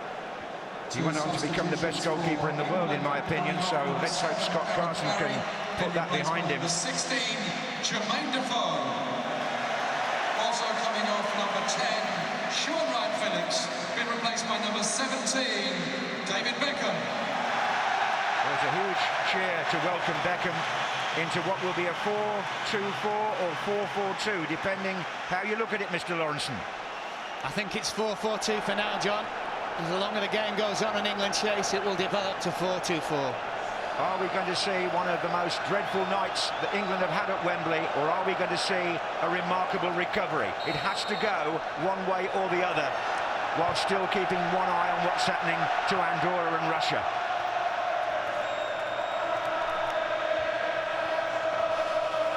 As for Croatia, well, they don't have to worry anyway. Weather conditions not getting any better. It's still pouring with rain.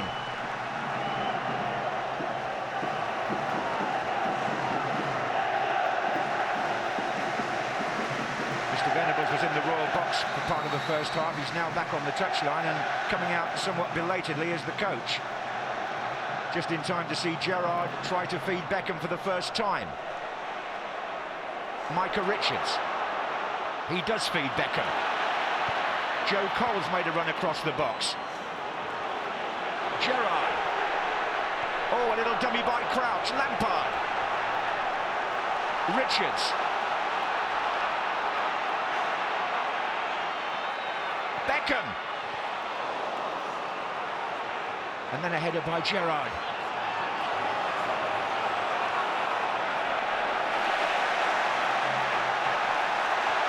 Cernar. Well, the crowd have really raised the volume at the start of the second half. They mean to get right behind England all over again. Here's Gerrard. Away by Chorluka.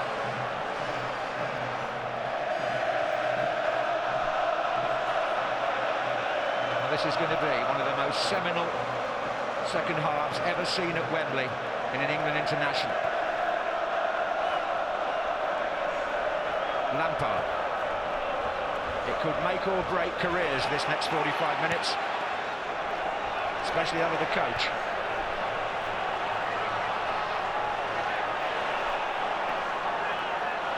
Lampard. Defoe. Cole. Crouch. Gerrard running on.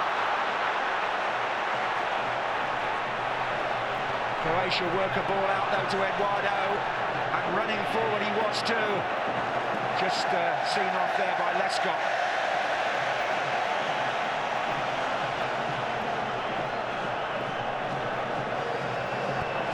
Lampard spreads it wide. David Beckham.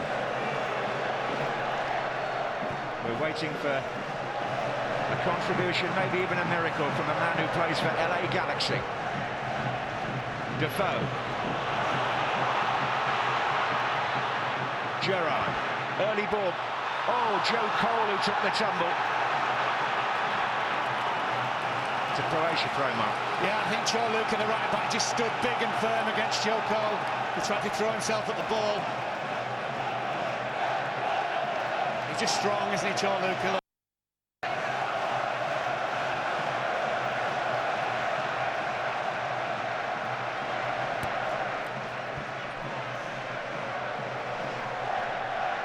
Time these teams met prior to this group was when England beat Croatia in the Euro 2004 competition.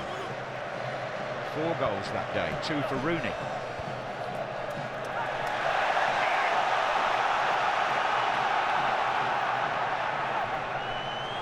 This is Lampard. 1 goal now from somewhere would restore some sort of hope for England. This is Campbell. Up for Crouch, heads it on. And the problem then, John, was that Defoe had made a run sort of goal side of Crouch rather than the other side of Crouch, which obviously I think McLaren's on the touchline at far side trying to point out to him, along with the passing. And with the umbrella.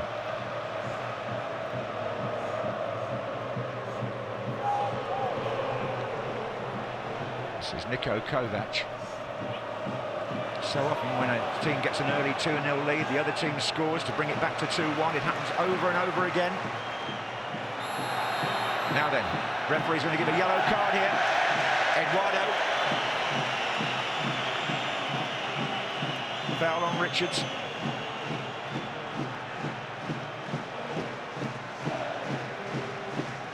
Doesn't exactly look too bothered, does it? Wasn't the worst of tackles either. And England need the great escape now, don't they? My word, they do.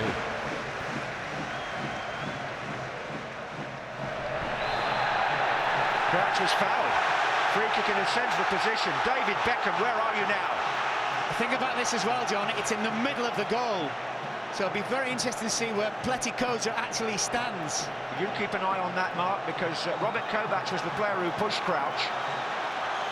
And David Beckham is very deliberately putting the ball down. And is this Old Trafford, Greece 2001 all over again?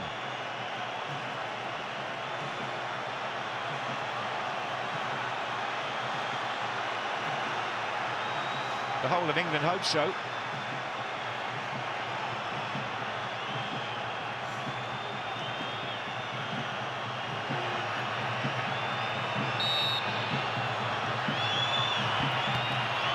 It's just clipped somebody in the Croatian wall. It's a corner, which Beckham will also take.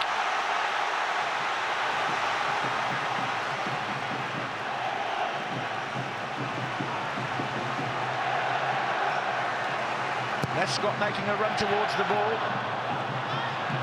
It's come out to Olic. Oh, there's a free man on the far side. If Steven Gerrard hadn't got in there, well, who on earth was supposed to be marking the player on the left, Cranchard? Well, Michael Richards is already in the box, John, attacking the ball. Offside Eduardo, but that was 3 against 1, virtually. It was. It's a little bit too early to be taking risks like that, because at 3-0, there's no way back. I mean, I know.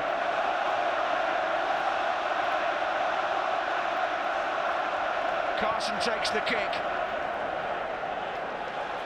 Up goes Crouch again, but once more the header goes nowhere near an England player.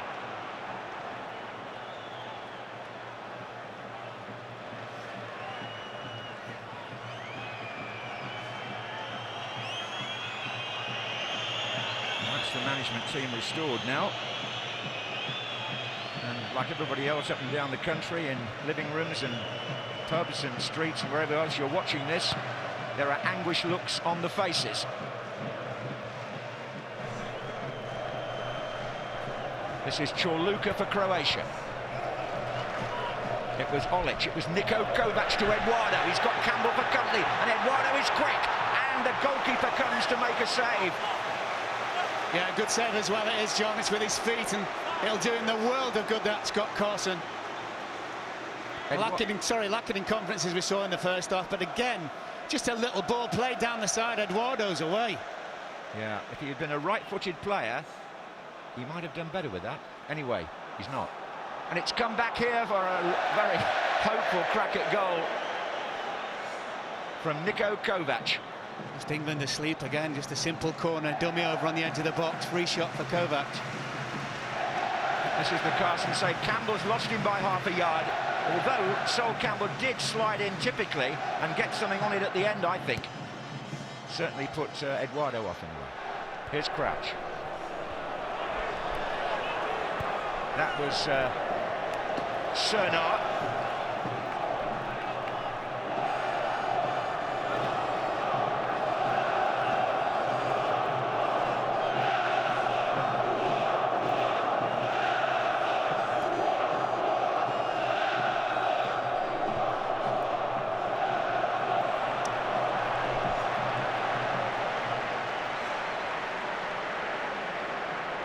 Well, he can't do much about it, can he? Well, none of them can. The Terry, Rooney, Michael Owen and Rio Ferdinand are in there somewhere, but none of them can affect this.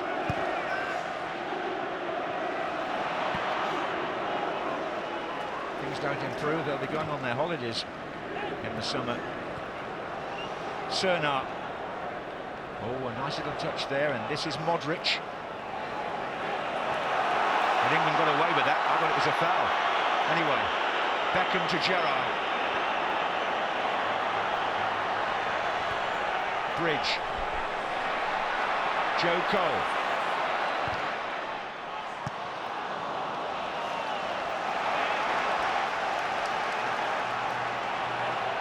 Cole again. He's come inside Olic. Oh, this could be a penalty. It is for Holdings. Defoe has Holding fouled. Robert Kovac on Defoe. The assistant referee spotted it. There was definite contact, there's no doubt about that. Just watch as the ball goes in here from Joe Cole. Robert Kovac, well, it's an arm, is it? Simunic just tugs him slightly there. Left back Simunic on Defoe. And England have been given the most unlikely lifeline here, as they were against Poland in '73 when Alan Clark scored from that penalty. We have another one here tonight. What a responsibility for Frank Lampard. This puts England right back in it if he scores, and he did miss one, don't forget, in the World Cup quarter-final shootout.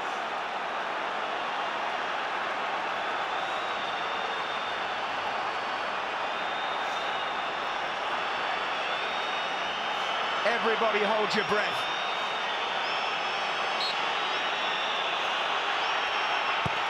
Scores! England have new hope.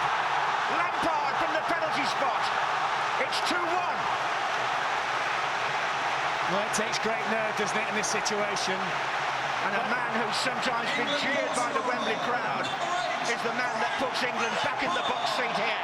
The other thing about the penalty, John, and the Croatians are having a go at the referee, but Simunic undoubtedly pulled Defoe. If he doesn't pull his shirt, it's no penalty. There's no argument. Well, the man whose name will go down as making that decision is Stefan Wittberg of Sweden, the assistant referee on the far side of the field from us. I don't think the referee would have given it. And suddenly, Croatia looked rattled. Oh, it's been taken quick now, referee wants it back. It's a foul by Cernar. The referee wants to speak to Cernar, that's why he's made England bring it back.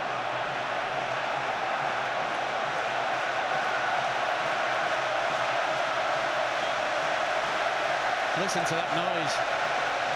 Well, thunderous now, the noise from the crowd at Wembley as Beckham prepares to take this free kick. And could England here score again and get back to 2-2 in a matter of minutes?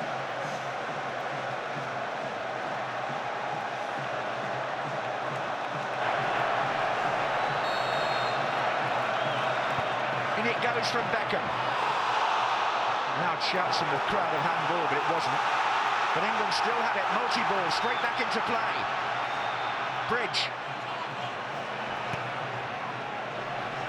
And again. This is a different game now. But Croatia know that if England push forward, Modric with the pass there, Eduardo, Olic.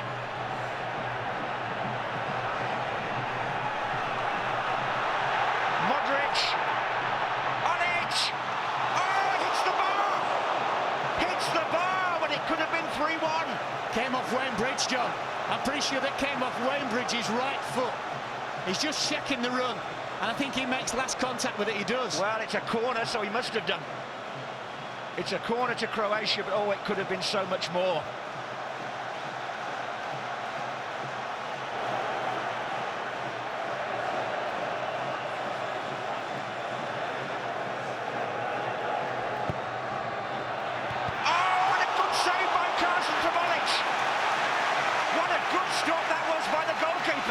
John, it's a brilliant save.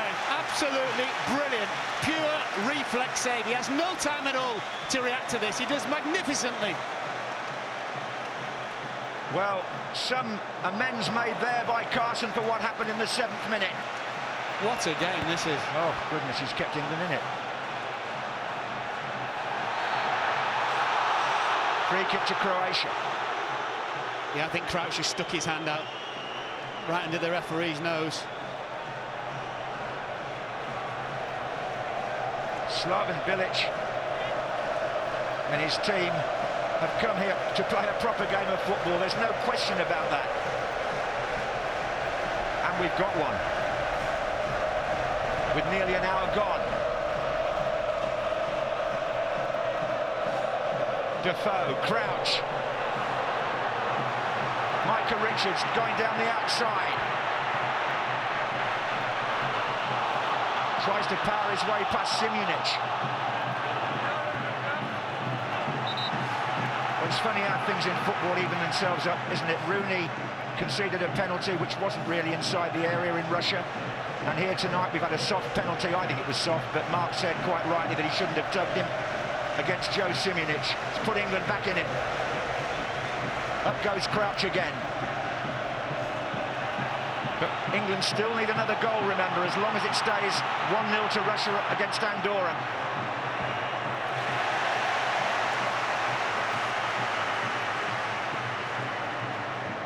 Didn't we say it always goes to the wire, Mark? Oh dear, oh dear.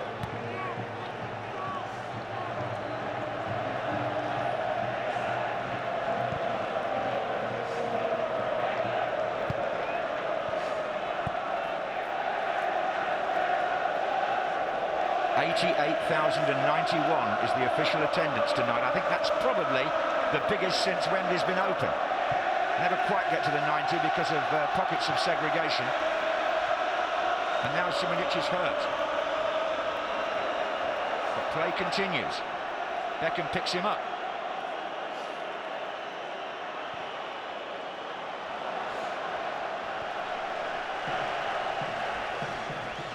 That was a terrific save. Well, I don't know if you noticed as well, he was mobbed by his teammates straight away.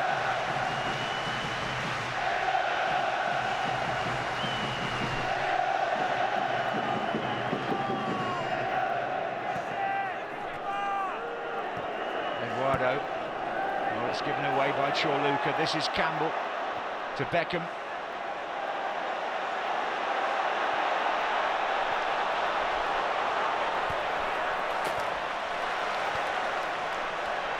Gerrard, Lampard.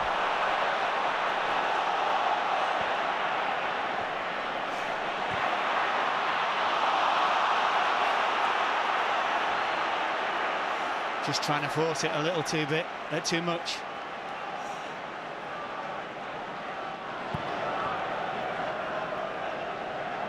This is Eduardo, but it's gone straight through to Carson. Steve McLaren, of course, has one more substitution he can make as we approach the middle of the second half.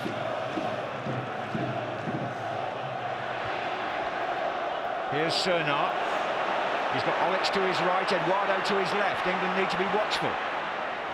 Oh, and Bridge wasn't. And Olic, another save by Carson. Oh, Bridge has got away with absolute murder. I mean, in this position as well, you can't do that. You've just got to deal with it first time. Well done, Carson. Gerrard. And this is Beckham. Defoe. Appeals for a foul. Referee says no. Eduardo, no, it's not him either. It's away by Lescott. And then forward by Gerrard towards David Beckham.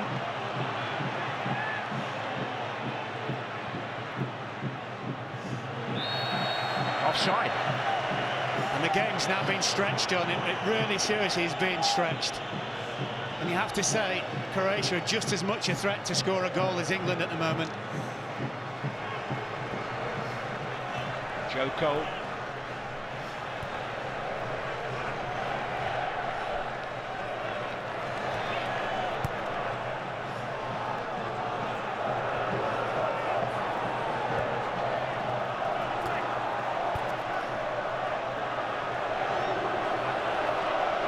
Joe Cole has really been persistent here.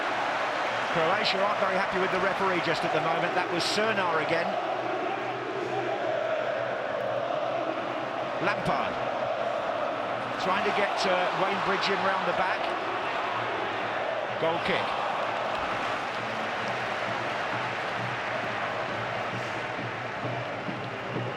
Just feels like a cup tie, this game, doesn't it?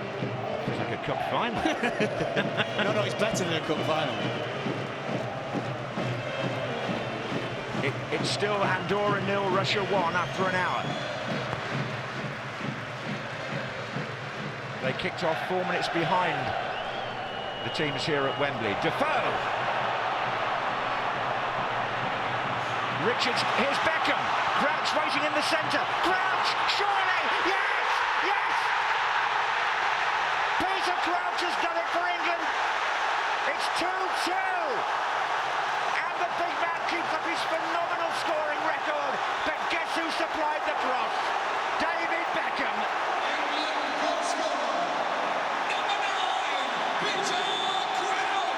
Is this the goal that saves England from humiliation and possibly sends them to the European Championship finals? Peter Crouch got it down on his chest, cracked it in. 14 goals in 24 internationals. Thank you very much. It's level. You can't understate the quality of the Beckham cross. Absolutely brilliant. What a first touch from Crouch as well, and he just waited for the ball to drop. Fantastic composure in the cauldron of this game. And once again, there's going to be a lecture here for Jermaine Defoe, but once again, the quality of the cross, and that's the reason that Steve McLaren brought Beckham back. Well done, Michael Richards as well. He spotted the build-up play from Croatia and just nipped in and pinched the ball off them. So, the recovery is underway. Now they must guard against Croatia scoring again. Niko Kovac gets a free kick. Modric, Cernar. Modric again, three waiting in the centre. Corner, is it? Yes. They mustn't fall asleep, England. Mustn't.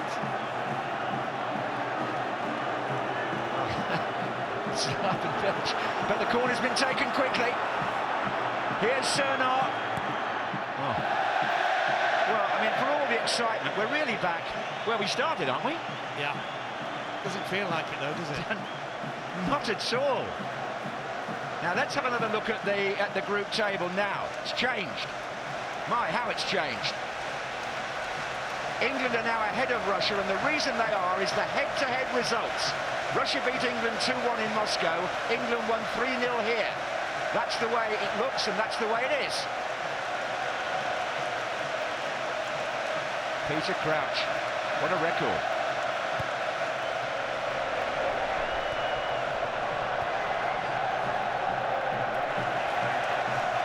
It could be a very, very nervous last 23 minutes. It's bound to be, unless England, of course, get ahead.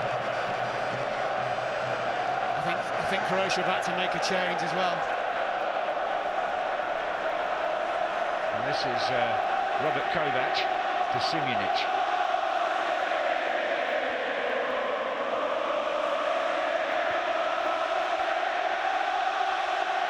Cernar. Olic, knocked over by Joe Cole, play on, it's Lampard.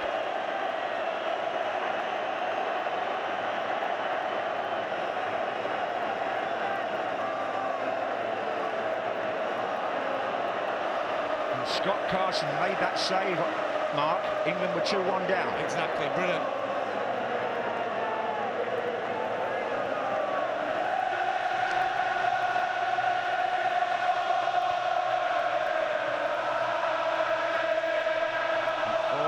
Croatia is still looking dangerous on the break. Eduardo, free kick.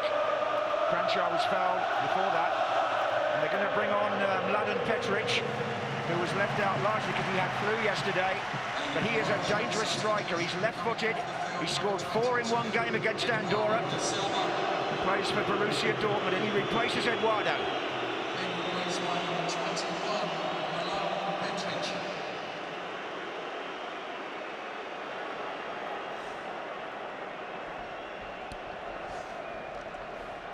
First time it's gone quiet.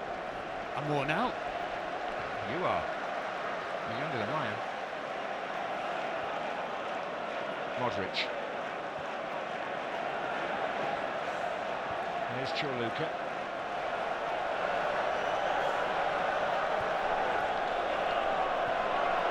Chorluka again.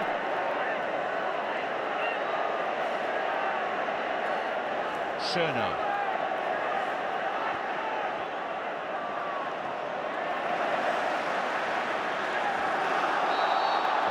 Given a foul, that challenge by Chorluka. Yeah, I think the referee thought that he lunged in. I know you think it was a soft penalty, but I'm absolutely certain it was a penalty. What a stupid thing to do. 2-0 up, And here's the Crouch, the second goal. Brilliant. Look at that. Forever just watching the ball all the time. Never took his eyes off it. Great technique, that is. You think Crouch hasn't scored in the Premier League yet this season? He's not playing. He's not complaining about it now. Yeah, exactly. This is Richards. England could just get another goal here. Gerrard. Free kick. Oh, here's another opportunity.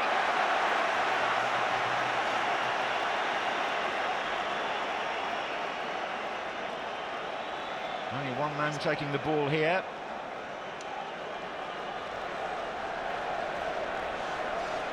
Now what does he do from there? It's a good 30 yards.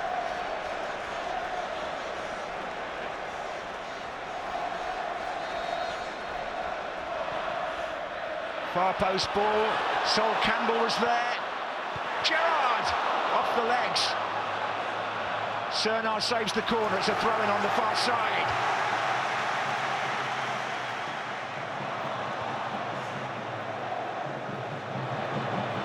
It's a bit ironic, John, that the pitch has been spoiled by the American football played on it, but if you think about Beckham, he's almost like an American football player who comes on, a special team player, isn't he, with his passing. Well, he's playing in the right country now then, isn't he? What, England? Here's Crouch. Header on towards Defoe. Foul by Defoe. That's a position for Defoe, though. The other side of Crouch. Well, England gave themselves so much to do after that first 15 minutes, but somehow or other, they've clawed their way back, which is really the story of this group, isn't it? Niko Kovac, Chorluka.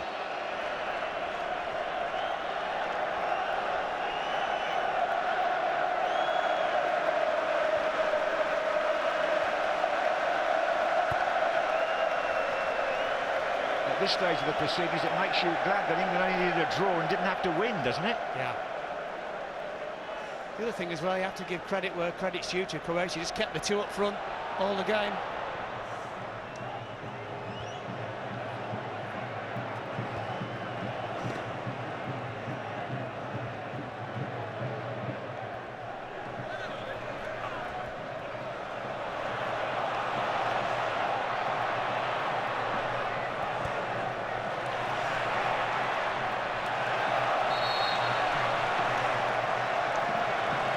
The Swedish referee.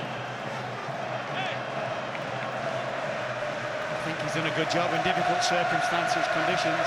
Yes, he has. He's almost got a smile on his face. He's loving it. Well, there'll be some smiles on English faces if it stays like this, that's for sure.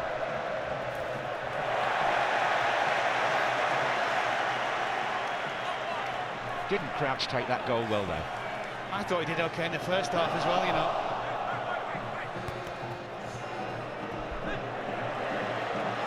Joe Cole and Petric here.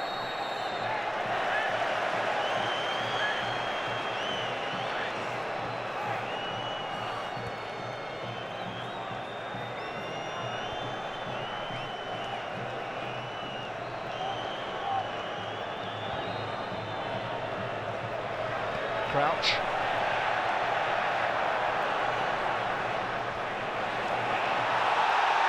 Well, England want another free kick. It's Lampard there.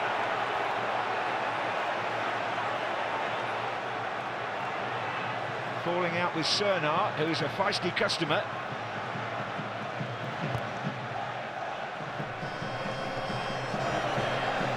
Away by Lescott.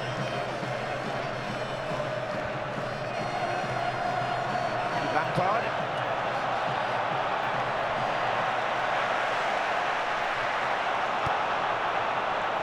Croatia are still at it, you know, they really are. Kranjčar working away on that left-hand side. Niko Kovac. Chorluka.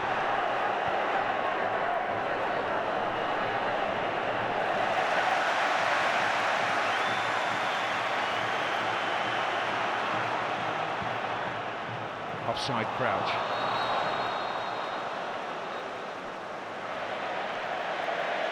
A Croatian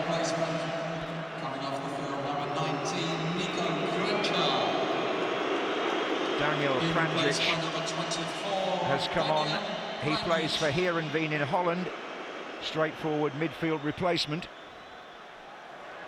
And there are just about 15 minutes plus stoppage time to go. That distance is where England stand from the finals of the European Championships, having looked out of them in the first quarter of this game. Modric. Luka. Cerno.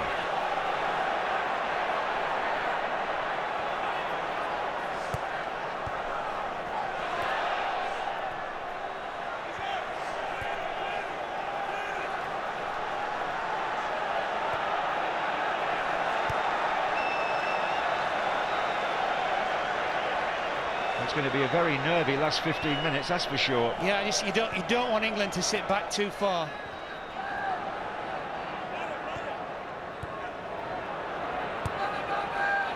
Kovac.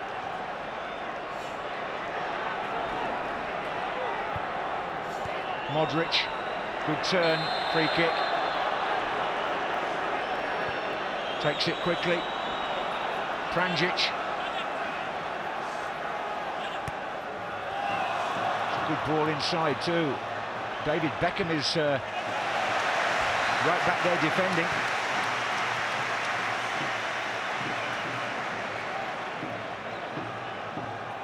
Niko Kovac. Petric. Oh, he nearly got Pranjic in there.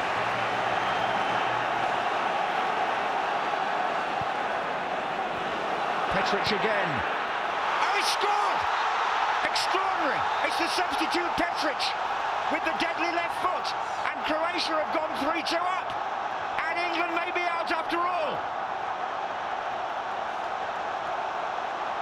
Something out of nothing from Mladen Petric, who had only been on the field 5 minutes. Pranjic, the other substitute, makes it. He fires a shot, it goes across Carson Mark. It's 3-2. I don't think Carson sees this until very late. It comes past Sol Campbell. And it was just hit so early, wasn't it? Good play by Pranjic as well into him. One touch and hit. How many more twists and turns are there in this story? Just when England looked to be within touching distance of getting through, Petric strikes what could be the hammer blow. Joe Cole.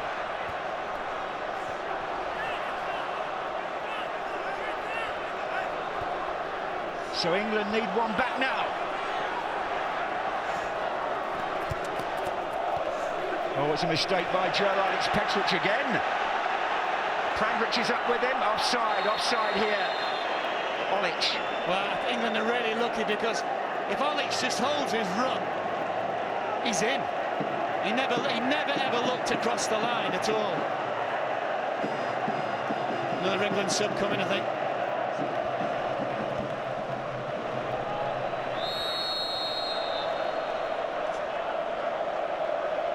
Let's have a look at the league table again. England are out at the moment.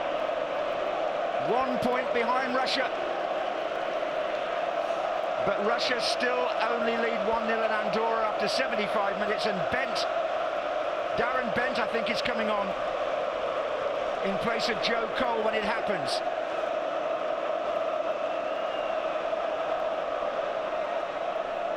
It's desperate now for Steve McLaren. Well, it's desperate for every Englishman. Here's Crouch.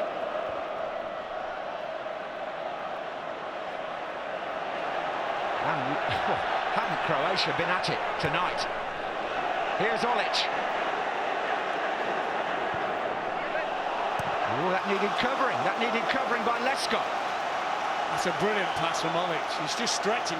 I think he originally tries to just play it off Lescott for a corner and manages to bend it round him. And England substitution coming off the field, number 11, Joe Cole. Being replaced by number 18, Darren Bent.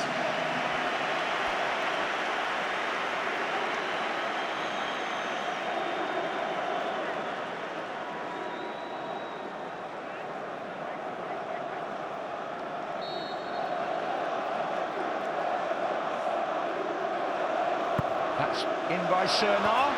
Oh, it was dangerous. Well, Mark, we've seen England in quarter-finals and semi-finals, but this is a roller coaster ride, the sort I don't think I've ever experienced before.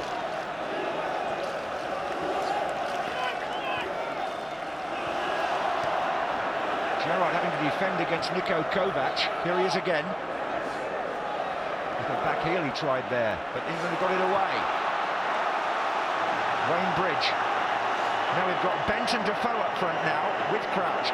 All three of them making angles here. Beckham to the right, Crouch's header. Defoe.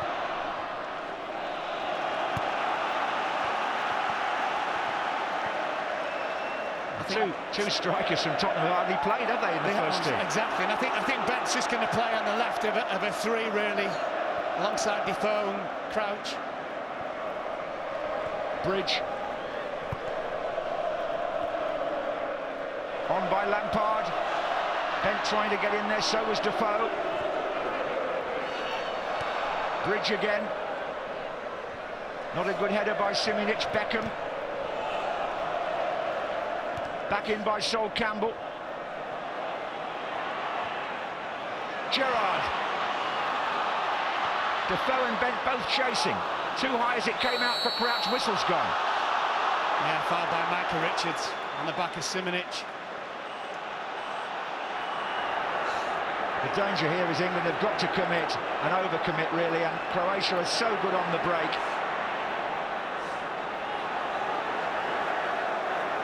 Petric is hovering in the middle again. He was second to Lescott there.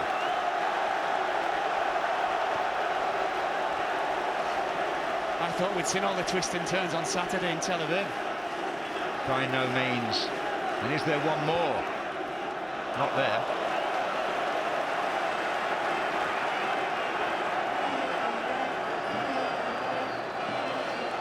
You just wonder, this is the third Croatian goal. You just wonder, I think Carson sees it very, very late. Fingertip to it, there's a celebration run by Bilic. You'd think he'd won the European Championship, not taking the lead in what for them is a rather irrelevant game. Well, not irrelevant, but they're already through. I'd hate to see them play when they're serious. Yeah, when it is relevant.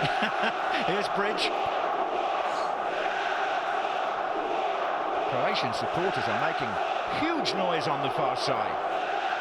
England's have been silenced, but here come the three. Crouch on. Lampard backing up.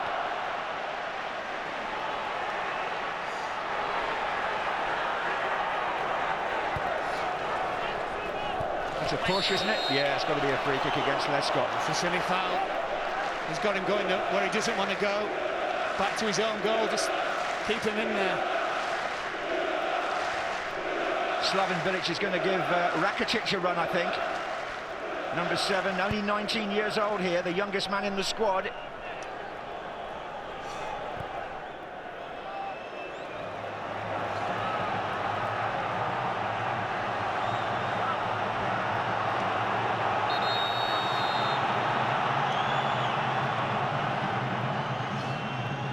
Ivica Olic is the man going off.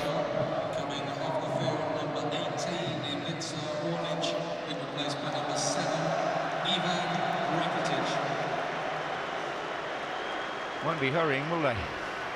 Nope.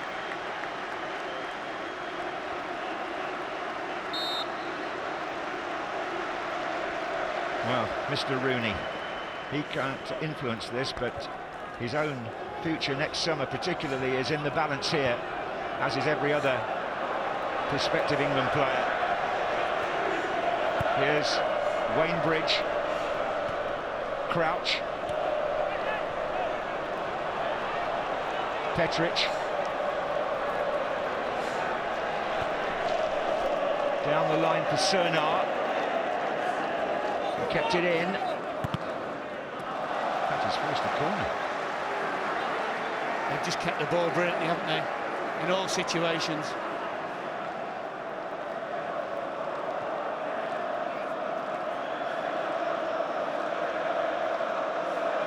It's going to be taken by Cernar.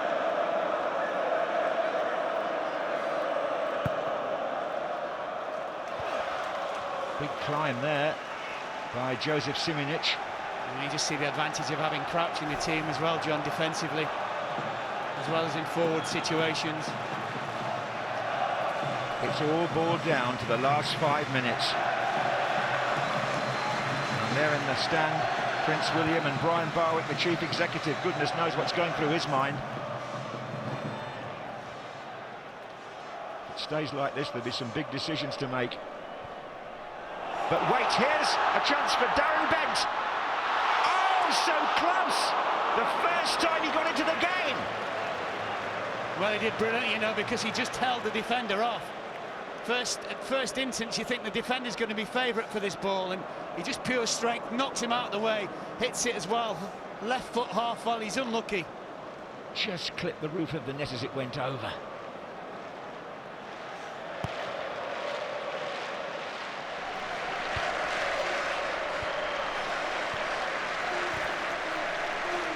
Cernar. Beckham not in the game at the moment. They can't get the ball to him.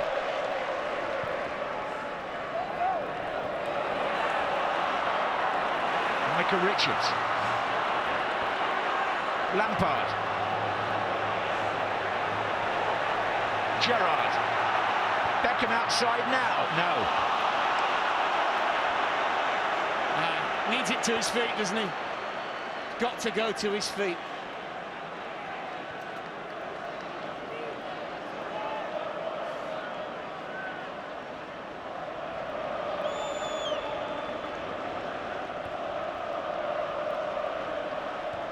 It's getting very close now.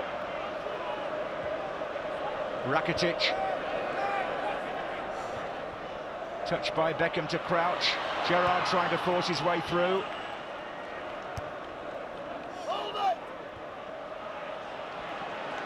Croatia have nobody in the England half at the moment. This is Cernar. Now Chorluka's decided to make a run on the near side. Cernar's lost it now. Chance for England now. Lampard,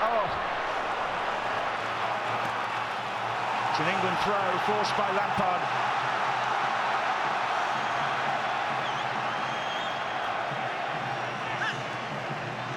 Aimed at Crouch, but not far enough. Another chance for Bridge. It may not be too late for England. This is Lampard.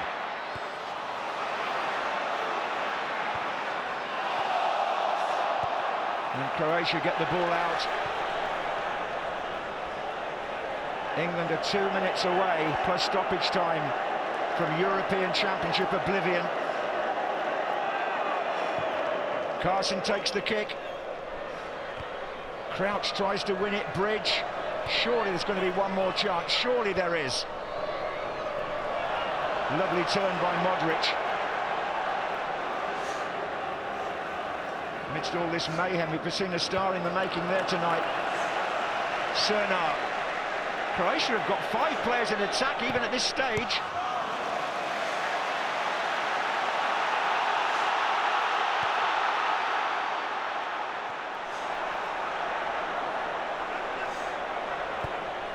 Chorluka into Petric.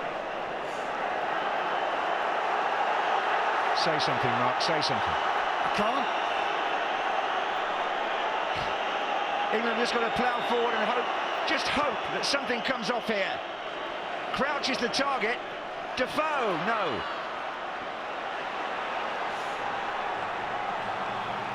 Ball's gone out for Bridge to take the throw. Can he get any purpose on this to try and... Well, Crouch is a long way away. Bent is the target now. Whistle's gone. Free kick to Croatia. Yeah, foul by Lescott. Well, there's no subtlety required anymore, John. It's just get the ball into the opposition penalty area. Challenge, don't foul, hope you get a break.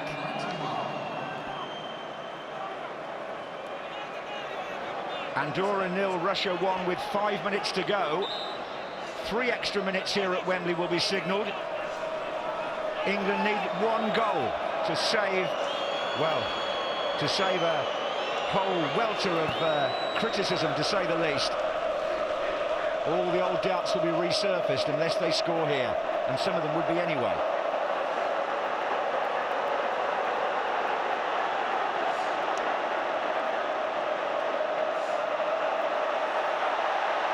Scott Carson to kick long. It's now or never for England. Bent, Defoe. It just won't fall to a white shirt. Petric. Forward again from Campbell. Ball's bounced. Oh, and a wild clearance. It's a throw-in as well. I thought for a moment it was a corner. Bridge to take the throw. Lescott's forward, Campbell's forward, everybody's forward.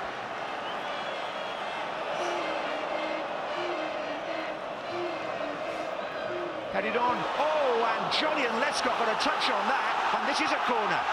This is a corner. Beckham to take it, please. Richards is in there. Crouch is in there. And Croatia have got the ball away. Rakitic.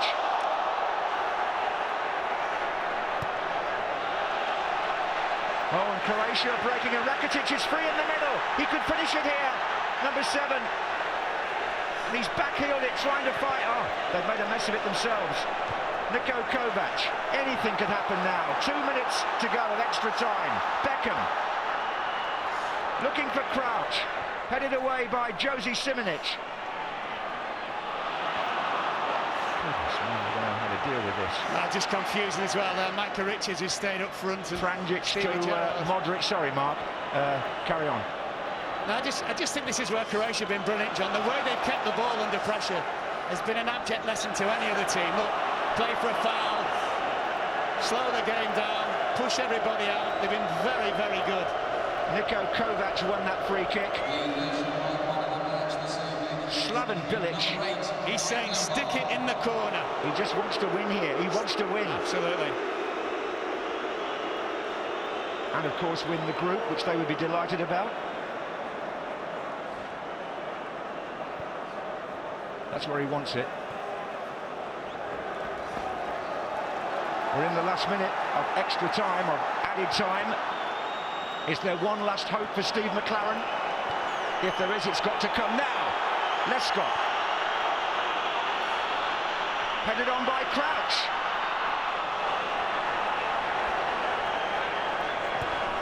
Oh, what a good ball that is. Modric now. Rakitic.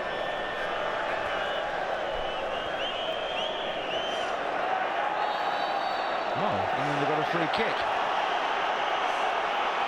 It's forward, they're screaming. Gerrard.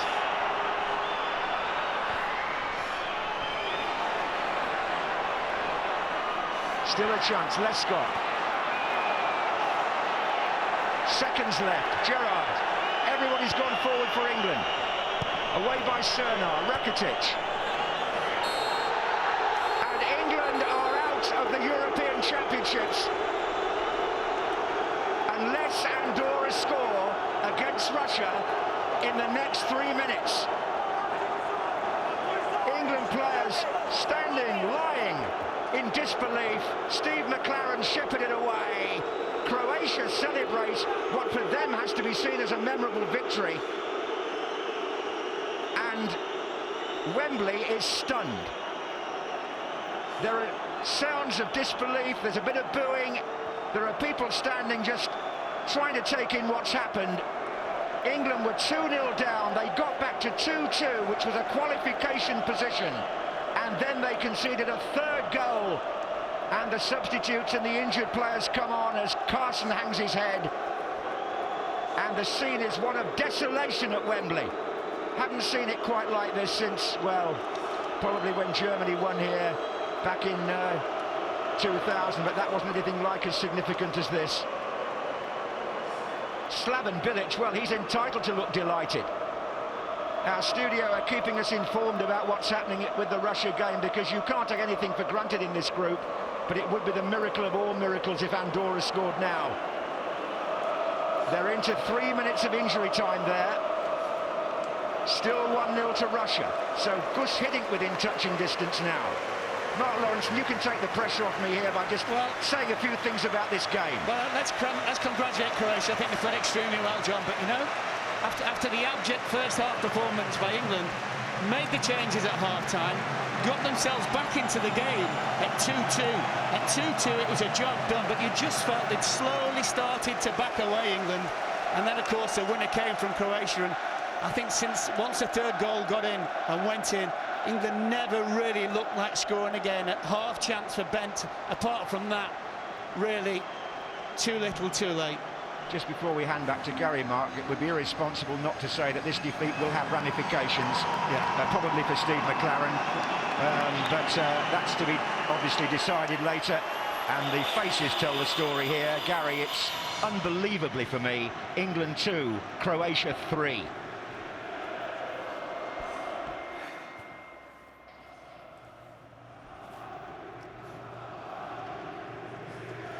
Yes, when you're clinging to the hope that Andorra will equalise against Russia, having lost all 29 of their previous European qualifiers, you know your country and your team are in desperate trouble.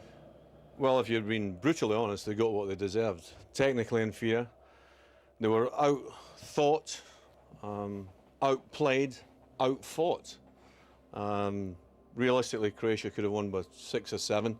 It's definitely a low point in English history because just the nature of the performance tonight with so much at stake was just abysmal. It really was. It was truly abysmal. You ever seen a game with so many England players play so poorly? I haven't, to be honest. I think you can get away with 1, maybe 2, not playing to their potential or the maximum, at this level.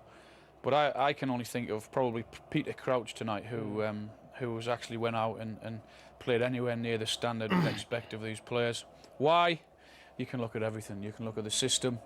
You can look at the players. Are they good enough? Ferdinand was out injured. Terry was out injured. Rooney was. Owen was. Were the players that come in to fill the gap? Were they good enough? You can look at a whole host of things. But the brutal fact is that we didn't deserve to go through on tonight's performance. Well, there's no miracle.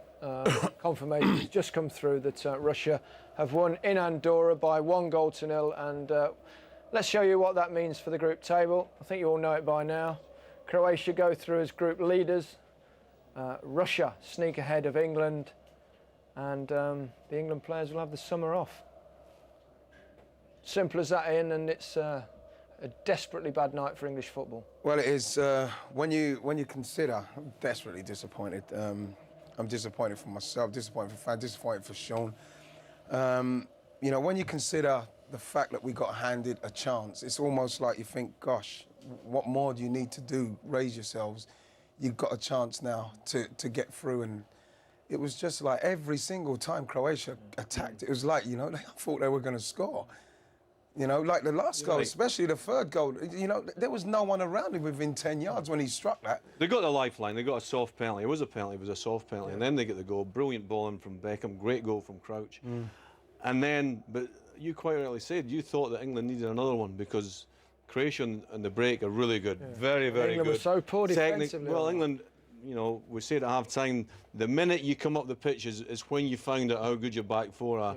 And the 2 centre-backs were poor. The left-back, Wayne Bridge, just had one. And unfortunately, the big two in the middle of the park didn't play well either. Steven Gerrard, I can't believe how badly he played as well. Alan, the last time England lost a competitive game here at Wembley, Kevin Keegan resigned. Steve McLaren, days are numbered, do you think? Probably. I don't think he'll resign. I think he'll have to be asked to leave rather than resign. I think the pressure will be just unbelievable for him to stay on now, and no, it wouldn't surprise me if the FA were to end his term. It wasn't just the defeat; it was the manner of the defeat. Yeah, they played like right from when they lost the first goal, they played like a team of strangers, and again.